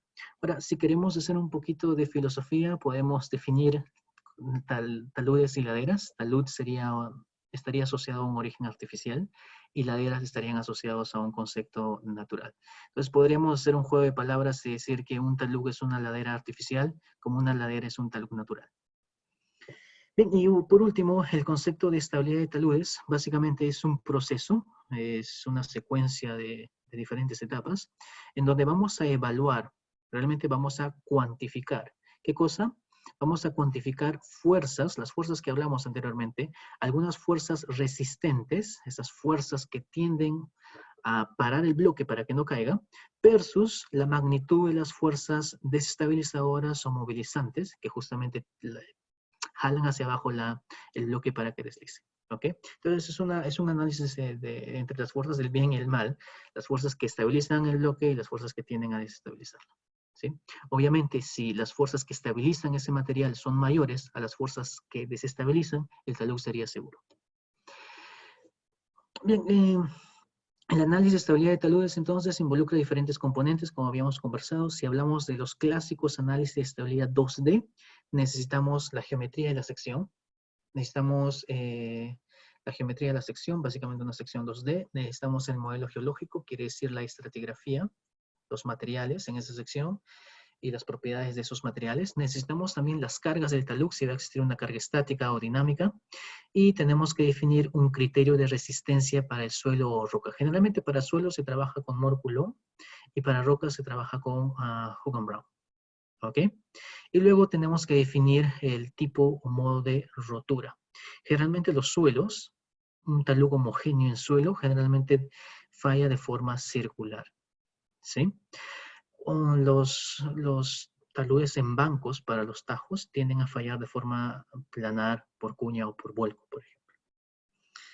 Bien, algunos factores de inestabilidad. Tenemos factores condicionantes. Los factores condicionantes son factores intrínsecos al material, ¿sí? Son factores que dependen de la naturaleza y que no podemos controlar, como factores litológicos estructurales y hidrogeológicos más o menos si es que generas una red de drenaje para despresurizar tu talud.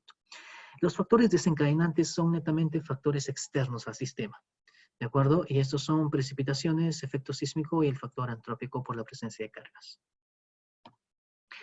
Bien, para el caso de taludes tenemos 4 modos de falla generalizados: fallas planares a través de discontinuidades, fallas en cuña que se forman por la intersección de 2 o más planos de discontinuidades, y fallas por vuelco que se generan generalmente en rocas metamórficas con una inclinación de la estratificación relativamente alta.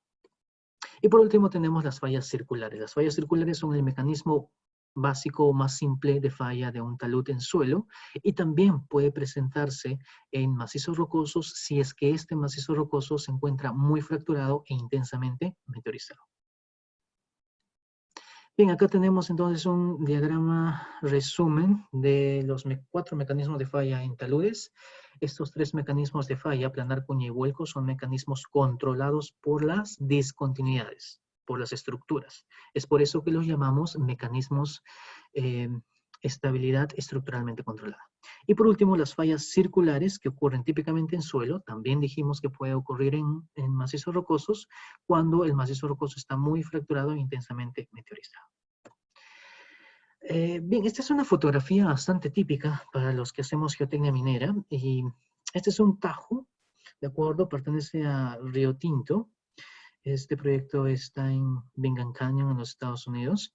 Y como pueden observar, es un deslizamiento global. Es un deslizamiento global. Y si pueden apreciar, la superficie de rotura tiende a ser una superficie cóncava, ¿cierto? Los macizos rocosos o los taludes en tajos, principalmente a esa escala, a alturas altas, 200, 300, 500, 600, 1000 metros de altura, tienden justamente a fallar con el mismo mecanismo que los suelos, de forma circular, ¿sí?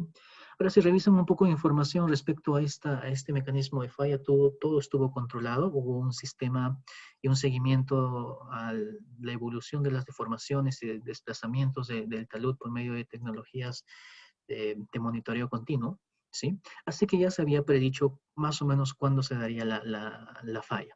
Lo que no se contó, y es justamente uno de los problemas que aún seguimos investigando, es que si bien es cierto, nuestro análisis de estabilidad nos puede decir cuál es la superficie potencial de falla, ¿sí? No nos va a decir la energía con la que se desliza el material, y por lo tanto no nos va a predecir, estoy hablando de los métodos clásicos de equilibrio límite, no nos va a predecir cuánto va a ser el run-up. El run-up es como la extensión, cuánto se va a proyectar de material en la lateral, ¿sí? Entonces, uno de los puntos críticos justamente en este deslizamiento es que el run-up, el desplazamiento del material fue relativamente largo, ¿sí? Que llegó hasta el bottom pit, que llegó eh, hasta la base del tajo, ¿sí? Entonces, que deslice todo este talud, pero que el material solamente se contenga hasta acá, bueno, está bien. Y si está controlado y está predicho, bien. Pero, como pueden observar, el material deslizante se desplazó a largas distancias hasta el pit final, lo que involucra un mayor movimiento de tierra y mayor costo. Bien, técnicas para evaluar el talud. Tenemos dos enfoques. Tenemos el método de equilibrio límite, que es un método analítico, y los métodos de esfuerzo de formación, que son más que todo realizados a través de métodos numéricos. Bien, acá tienen una descripción de lo que son los métodos de equilibrio límite y los métodos de esfuerzo de formación. Esto lo voy a pasar algunas diapositivas de forma rápida. Aquí sí me quiero detener. Entonces, el factor de seguridad. ¿Recuerdan cómo habíamos definido el factor de seguridad? Como una relación, como un cociente, como un ratio entre momentos o fuerzas. Claro, hablábamos de fuerzas en ese ejemplo del plano inclinado, porque será un plano inclinado, pero en el caso de superficies de fallas circulares vamos a tener momentos, ¿cierto? Entonces acá tenemos que el factor de seguridad es la relación de momentos o de fuerzas resistentes o estabilizadoras sobre momentos o fuerzas desestabilizadoras. ¿Sí? El mismo concepto que habíamos hablado anteriormente. Y lo que tenemos es que si el numerador, lo que estabiliza a ese material, es mayor que lo que desestabiliza, ¿sí? Entonces, las fuerzas del bien son mayores que las fuerzas del mal, estaríamos en una condición estable, donde el factor de seguridad es mayor a la unidad. Ahora, en caso contrario, si las fuerzas del mal, las fuerzas desestabilizadoras son mayores, denominador es mayor que el numerador, ese cociente resulta menor que la unidad, estaríamos en una condición inestable, ¿sí? Si ambas componentes de estabilizadoras y desestabilizadoras serían iguales, entonces estaríamos en una condición de equilibrio límite. Es una condición de metaestabilidad. ¿Cómo se interpreta un factor de seguridad igual a 1? Bueno, un factor de seguridad igual a 1 se interpreta de la siguiente manera. Quiere decir que el sistema es metaestable. Quiere decir que está en estabilidad temporal. Quiere decir que el talud está estable temporalmente, pero basta tan solo la mínima perturbación al sistema para que el talud colapse. ¿Sí? Esa es la interpretación de un sistema metaestable. Bien, entonces imaginemos que hacemos nuestro cálculo de estabilidad, tenemos ese modelo, esa sección bidimensional, y lo que está pintado en celeste representa la superficie, el material deslizante, y con la superficie de falla crítica también dibujada en ese gráfico. Entonces, imaginemos que tenemos un factor de seguridad de 1.05. Si obtienes ese valor de 1.05, entonces la pregunta es, ¿cuál sería tu conclusión en tu reporte? ¿Sería un talud estable, inestable? ¿Qué condición reportarías? Obteniendo un factor de 1.05. Bien, si regresamos a la categoría que habíamos visto, factor de seguridad mayor a 1, menor a 1, igual a 1, si tú comparas el 1.05 que has obtenido, obviamente estarías en este valor, en este rango, mayor a 1 o estable. Sin embargo, reportarías que es estable con tan solo 0.05 de más.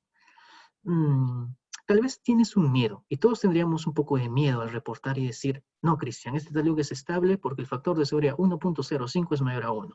Habría un poco de temor en llegar a esa conclusión a rajatabla, ¿cierto?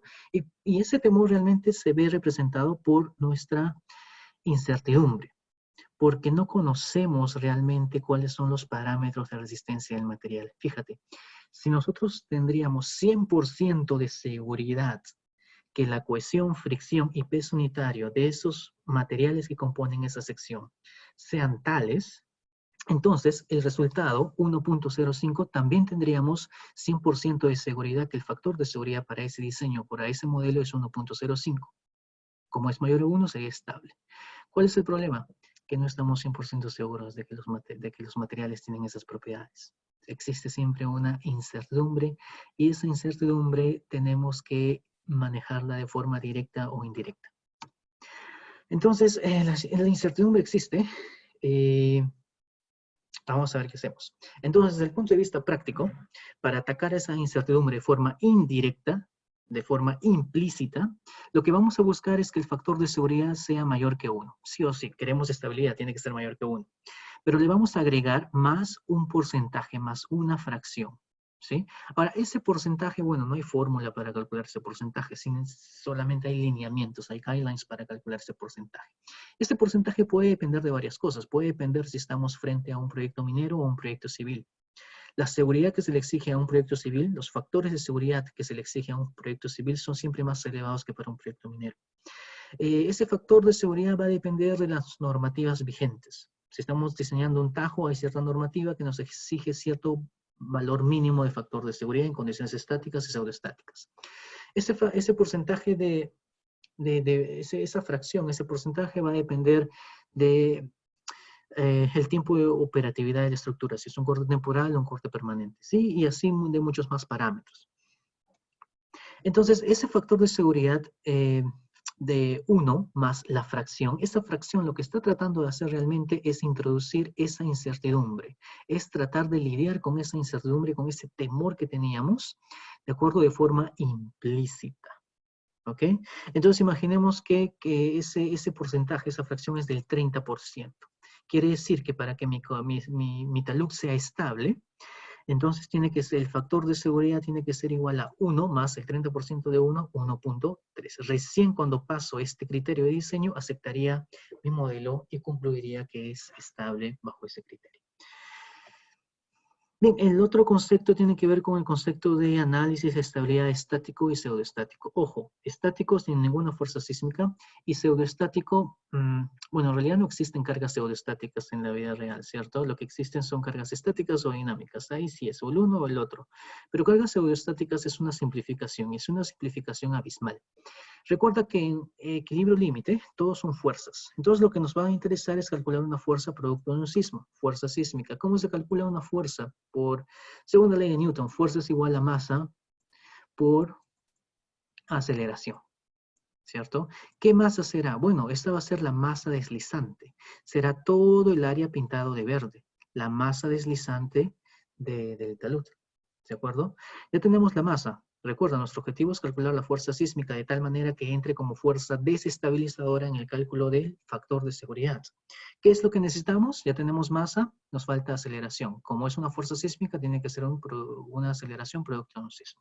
Entonces, realmente con esta ecuación tan sencilla estamos modelando o estamos introduciendo algo tan complejo como es un sismo.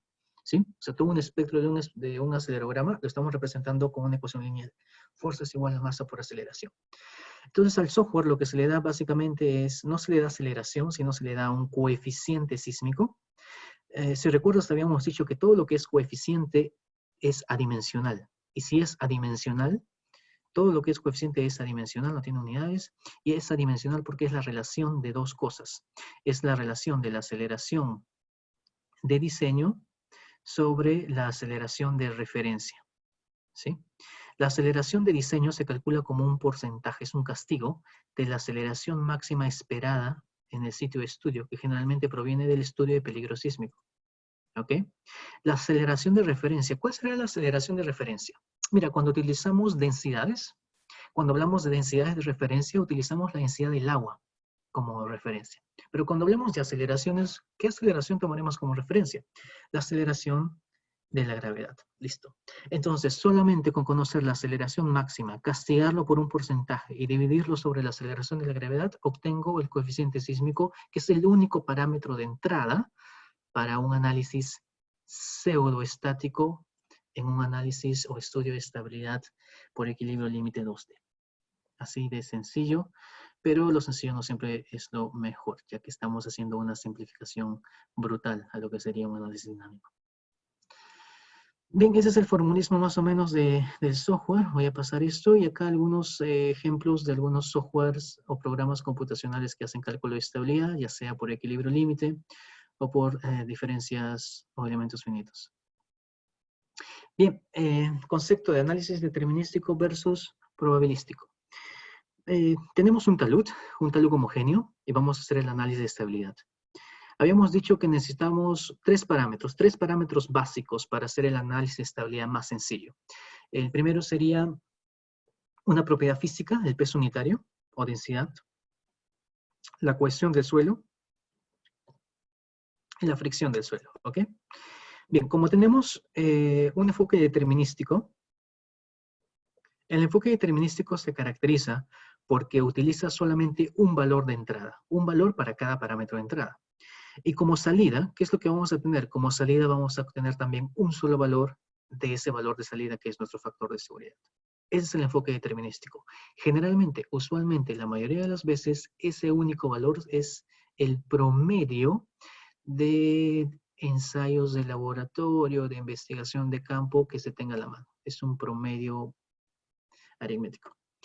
Desde el punto de vista probabilístico vamos a hacer lo siguiente. Vamos a trabajar con el mismo modelo geométrico, con el mismo talud. Vamos a trabajar con las mismas propiedades, cohesión, fricción y peso unitario. Pero ahora ya no vamos a definir un solo valor. Vamos a definir un rango posible de valores. ¿Sí? Entonces vamos a definir un rango de valores y ese rango de valores va a estar explicado por varias cosas. En principio va a estar explicado por un valor máximo y mínimo, por una media y por una desviación. Y además tenemos que definir el tipo de distribución estadística que va a seguir cada uno de esos valores. Con eso vamos a tener como salida, ahora como tengo varios valores de entrada, voy a tener varios valores de salida ¿de qué? De factores de seguridad. Ahora, imagínate que tenemos 100, 200, 1000 valores de factores de seguridad. La mejor manera de ver un conjunto de datos es desde el punto de vista estadístico de manera gráfica. Y el mejor gráfico estadístico para ver un conjunto de datos es el histograma. Entonces voy a hacer un histograma de esos 1000 valores de factores de seguridad y voy a obtener un gráfico como este. ¿Qué es lo que voy a definir? Voy a definir el concepto de probabilidad de falla. Entonces, la probabilidad de falla, P o F, se va a definir como la probabilidad de obtener un factor de seguridad menor a 1. Esa probabilidad de obtener un factor de seguridad menor a 1 está resaltado en rojo en esa porción del gráfico y bueno, matemáticamente estaría dado por el área de la curva perteneciente a ese sector para un factor de seguridad menor a 1. ¿Ok? Entonces ese es el objetivo o la salida de un proceso, de un análisis probabilístico. ¿Es mejor, es peor? Es un poco más representativo, ¿sí? Imagínate, tú a veces te levantas, estás de buen humor y si conoces a alguien, esa persona que conoces va a pensar que eres una persona carismática y muy alegre. Si el otro día te levantas de mal humor y conoces a otra persona, esa persona tal vez llegue al concepto de que eres una persona amargada y no tan alegre.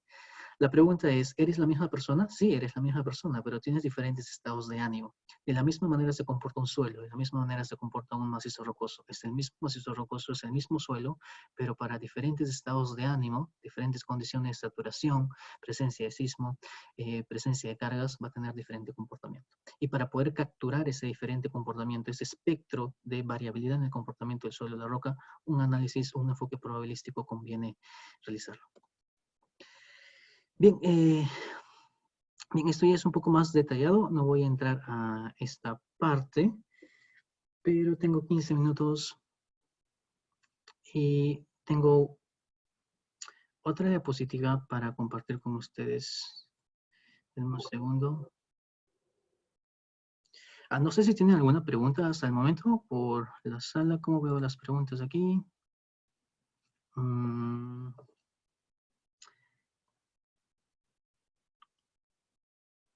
No.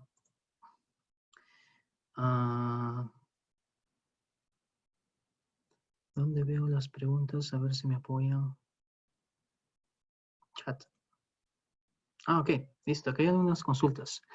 A ver, veamos las consultas que tenemos por parte de la sala.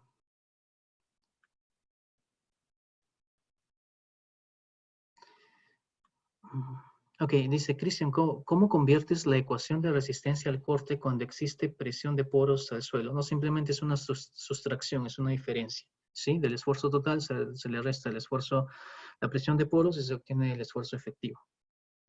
Pregunta dice, ¿cuál de los ensayos es recomendable para rocas triaxial o corte directo? Para rocas es triaxial. Ahora, acá hay un concepto, ¿no? Ese es el problema muchas veces cuando hago charlas que combinan rocas y suelos. Son dos mundos distintos y a veces me confundo. Para estabilidad de taludes en suelos, puedes utilizar corte directo o triaxiales. Para estabilidad de taludes en rocas, va a depender si el mecanismo de falla es controlado por las estructuras. ¿Recuerdas? Planares, cuñas y vuelcos son controlados por las estructuras, ¿cierto? Si te interesa hacer un análisis de estabilidad para mecanismos de falla estructuralmente controlados en roca, entonces el ensayo es de corte directo. Si te interesa realizar un estudio de estabilidad para falla circular en macizos rocosos, el ensayo es ensayo triaxial en roca.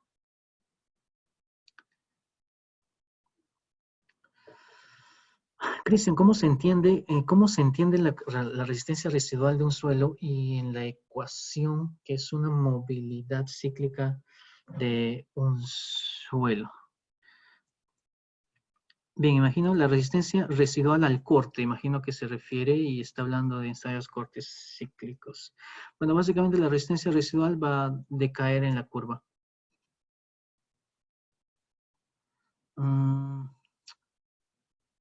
¿Qué normas se rigen en el Perú para comparar los factores de seguridad mínimo? No estoy muy actualizado cuáles son las últimas normativas en el Perú, así que ahí sí no podría apoyarles mucho.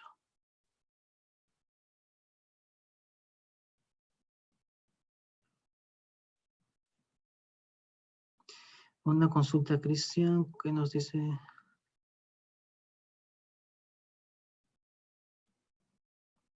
Bueno, los ensayos geofísicos son ensayos muy interesantes, nos permiten. La ventaja de los ensayos geofísicos es que nos brindan datos continuos, ya sea en sección o a lo largo de un punto o hasta en 3D, ¿sí? La deficiencia de los ensayos de investigación directa, calicatas o perforaciones, es más que todo que son muestreos puntuales. La geofísica nos da un espectro un poquito más complejo. Ahora, la geofísica, básicamente, desde el punto de vista matemático, que es otra de mis inclinaciones, básicamente es es un cálculo de inversión, ¿sí? O sea, lo que yo mido geofísicamente, yo quiero A, pero yo no mido A, yo mido B, pero yo sé indirectamente cuál es la relación que correlaciona A con B.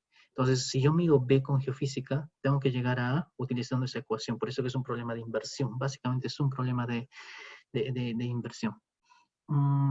Ok, ahí tengo unos minutos. Quiero compartir con ustedes otra lámina. Esta sí está en inglés, pero voy a hacer la traducción. Ok, esto sí, esta es una presentación un poco más detallada, un poco más técnica. Si no llego a terminarlo, lo complemento en las siguientes charlas. Bien, habíamos conversado entonces que los métodos de estabilidad se resumen en dos, ¿cierto? Método de equilibrio límite, parte izquierda, y generalmente el método de elementos finitos, parte derecha. El izquierdo, equilibrio límite, es analítico y el derecho, elementos finitos, es numérico. Déjame que te explique un poquito más cómo funciona el cálculo dentro de cada uno de estos métodos. Entonces, para el método de equilibrio límite, vamos a utilizar una técnica especializada que se llama la técnica de las dovelas. ¿De acuerdo? Técnica de las dovelas que consiste en dividir en columnas verticales la masa total deslizante de un talud. ¿Cómo funciona esto? ¿Sí? ¿Quién me habla? ¿Nadie me habla? Ok, perfecto. Sí, mejor calladitos porque si no me interrumpen. Ok, decía entonces, vamos a comenzar definiendo un talud. Tenemos un diseño, tenemos una geometría, y para esa geometría queremos saber si el talud es estable o no, ¿cierto? Entonces, definimos la sección, definimos las propiedades de los materiales, típicamente cohesión y fricción para el caso de los suelos, y luego vamos a comenzar a asumir.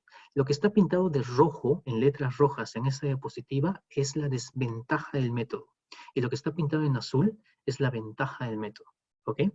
Entonces, ¿qué es lo que tenemos que hacer? Vamos a asumir una superficie de falla en términos de su forma, circular generalmente, y ubicación.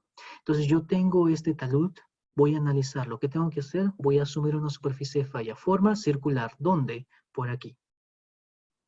Listo, ya tengo esa superficie de falla. ¿Qué hago? Utilizo las ecuaciones de equilibrio, sumatoria de fuerzas, momentos, y calculo un factor de seguridad para esa superficie de falla. ¿Ok? Bien, ¿y ahora qué tengo que hacer? Ahora tengo que iterar. Tengo que iterar n trials, n veces. ¿Ok? Ahora asumo otra superficie de falla, otra forma, y calculo el factor de seguridad para esa superficie. ¿Sí? Ahora entonces sigo en este loop, sigo en este ciclo. ¿Cuántas veces voy a hacer esto? Bueno, el evaluador lo define, pero muchas veces lo dejas por defecto, pero no sabes que está por defecto. Pero todo software tiene que hacer n-trials y tiene que tener un número finito de iteraciones, si no, nunca va a terminar. Muchas veces está por defecto y no lo ves, ¿ah? Así que tienes que tener cuidado. ¿Cuántas iteraciones estás haciendo? Entonces, al final, lo que vamos a reportar es el factor de seguridad mínimo. ¿De cuál? De las n iteraciones. Y ese factor de seguridad va a ser el factor de seguridad del diseño o del talud. Ahora, estas iteraciones, este loop es relativamente rápido. Así que la ventaja del método es que el cálculo es relativamente rápido y no es tan intenso computacionalmente hablando. Para el caso de los elementos finitos es un método numérico y la técnica que vamos a utilizar aquí es la técnica de, así se llama, reducción de la resistencia al corte. ¿Ok? Entonces, ¿en qué consiste? Comenzamos con el mismo talud. Es el mismo talud. Definimos las mismas propiedades, cohesión y fricción típicamente para suelos. Y luego, ¿qué es lo que vamos a hacer? Vamos a asumir que el material que compone ese talud tiene una resistencia menor a la que realmente tiene. Entonces voy a reducir esa resistencia, cohesión, y voy a reducir la otra componente friccionante, tangente phi, por un factor llamado factor de reducción de resistencia. ¿Ok? Luego voy a correr un análisis elastoplástico y luego me voy a fijar en mi modelo numérico y voy a ver si hay convergencia. Si hay convergencia, regreso nuevamente al loop y sigo reduciendo más la resistencia del material. Quiere decir que matemáticamente lo estoy haciendo más débil al talud, ¿sí? Entonces sigo en este loop hasta que no consiga convergencia. Cuando no consigo convergencia, ese factor de reducción que me llevó a la no convergencia matemática es el factor de seguridad del modelo. En este tipo de cálculo, la no convergencia matemática se interpreta como una inestabilidad física. ¿Ok? Ahora, ¿cuál es la ventaja del método? En ninguna parte estoy asumiendo una superficie de falla en términos de su forma ni de su posición. El algoritmo de cálculo es capaz de darme eso como resultado. Entonces, lo que puedes ver aquí en este dibujito es que la superficie de falla más o menos se aproxima pues a un semicírculo, ¿no? Pero no es perfecto. Esa es justamente la ventaja del método, la ventaja del algoritmo. No hay ninguna asunción por debajo del cálculo.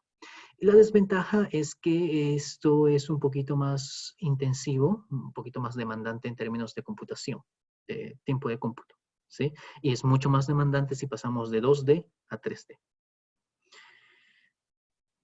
Bueno, esto es lo que ya vimos en determinístico probabilístico, lo que ya conversamos. Bueno, eso seguramente lo voy a explicar más adelante. Eso tiene que ver con cálculos probabilísticos más que todo para taludes en roca, un poquito de análisis Monte Carlo, un poquito de... esto es importante. Lo que yo hago más que todo es 3D, ya he dejado de hacer prácticamente análisis 2D. Los cálculos tridimensionales, los cálculos de estabilidad tridimensionales son herramientas muy potentes, ya que dejamos de considerar muchas asunciones de los cálculos 2D. Y algo que sí me gustaría comentar con ustedes, que el tiempo me permite, es cada vez que nosotros hacemos un análisis bidimensional 2D, Lo que estamos haciendo es internamente, implícitamente, estamos aceptando las siguientes asunciones. Primero, que la estratigrafía que yo coloque en este modelo 2D, imagínate, es una sección, la estratigrafía de esa sección se extiende infinitamente en la dirección perpendicular a esa sección, cosa que no es cierto. La geología es variante. Tal vez para proyectos civiles no sea muy importante esto, pero para proyectos mineros es fundamental. La geología de un tajo es compleja. Y si yo voy a extruir esa sección, no voy a estar realmente capturando la variabilidad geológica. Bueno, otras simplificaciones de los análisis 2D es cada vez que tú tienes un análisis 2D y seleccionas una sección, cada vez que tú seleccionas una sección, estás imponiendo o estás diciendo que la dirección de la superficie de falla va a ser en esa sección, en esa dirección de la sección que has tomado. Cosa que no es cierto, lo estás imponiendo. Nuevamente, caemos en asunciones. Lo que tratamos de hacer para llegar a cosas más representativas es tratar de desligarnos de las asunciones a priori, de tal manera que el cálculo o que el algoritmo sea capaz de darme eso como resultado. Bien. Bueno, los beneficios del modelamiento 3D, como comentamos, es que puedo capturar la variabilidad geológica espacial, puedo incluir modelos geométricos complejos y, como menciono aquí, la superficie de falla crítica en términos de forma, dirección y posición ya no es una asunción del cálculo, sino es una salida del algoritmo. Bien, voy a pasar esto rápidamente. Acá esto me va a tomar un poco más de tiempo explicarlo, pero básicamente es una comparación de 2D. Si yo tengo una sección 2D y la voy extruyendo paulatinamente, cuando esta sección es relativamente muy larga, los factores de seguridad 2D convergen a lo que serían los factores de seguridad 3D. Sí, pero una sección muy larga. Ahora, como la geología es variante en distancias cortas, entonces ahí se cae justamente toda la simplificación del 2D, pues el 2D no es aplicable para modelos geológicos complejos. Y en esto seguramente lo voy a tratar en las clases siguientes, simplemente para darles un vistazo. Existen muchos software ahora, comercialmente hablando, que están a disposición para hacer cálculos tridimensionales. Muchos de estos están dados por las casas Rock Science, tienen un software por equilibrio límite 3D, que es el Slide 3D. Y bueno, aquí algunas salidas de estos softwares. Básicamente yo trabajo con tajos, proyectos mineros, y la ventaja es que podemos incluir modelos tridimensionales de forma relativamente fácil y realizar cálculos un poco más representativos. Por el lado de los elementos finitos, son métodos numéricos, tenemos también de la misma casa el RC3, y bueno, para el mismo talud se obtienen también los mismos resultados. Como comentamos, la única deficiencia de los elementos finitos en 3D para cálculo de estabilidad es la demanda computacional, ¿sí? Si el cálculo por equilibrio límite me tomó 4 horas, el cálculo por elementos finitos me tomó 16 horas, ¿sí? Entonces es más que todo, está limitado por la capacidad del computador. Bueno, las ventajas de un análisis por elementos finitos es justamente que no hay ninguna simplificación. El algoritmo de cálculo automáticamente o como salida te reporta la zona crítica de inestabilidad y aquí no hay ninguna asunción. No le hemos dicho en ningún momento al software que la superficie de falla crítica está en ese sector o es de determinado tamaño o forma. Es netamente una salida del algoritmo. Bien, esto, más cosas voy a explicarlo más adelante. Creo que con eso doy por concluida mi presentación y si tienen algunas consultas o dudas, no sé si tengo tiempo para resolverlas. ¿Dónde estaba esto?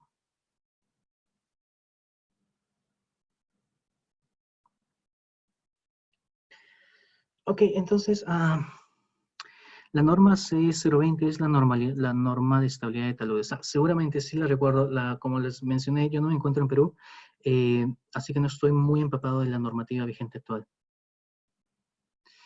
¿En qué circunstancias sísmicas, por el equilibrio límite de taludes en suelos, se reduce el ángulo de fricción y por tanto la resistencia? Básicamente, si hablas de componente friccionante sería para suelos granulares y sería por una reducción por efecto de licuefacción.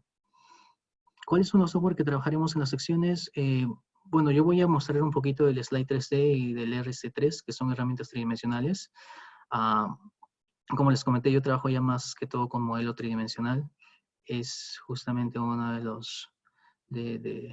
los trends a futuro. Ya he dejado de lado los análisis bidimensionales, pero mucho va a depender de que ustedes tengan acceso a los software. Vamos a tratar de de gestionar algunas licencias temporales. Voy a darles algunos lineamientos de cómo obtener una licencia temporal para que puedan seguirme a lo largo de los ejercicios que vamos a desarrollar. Bien, con esto doy por concluida mi presentación. Muchísimas gracias por su tiempo y nos estamos viendo en la siguiente clase. Muchísimas gracias.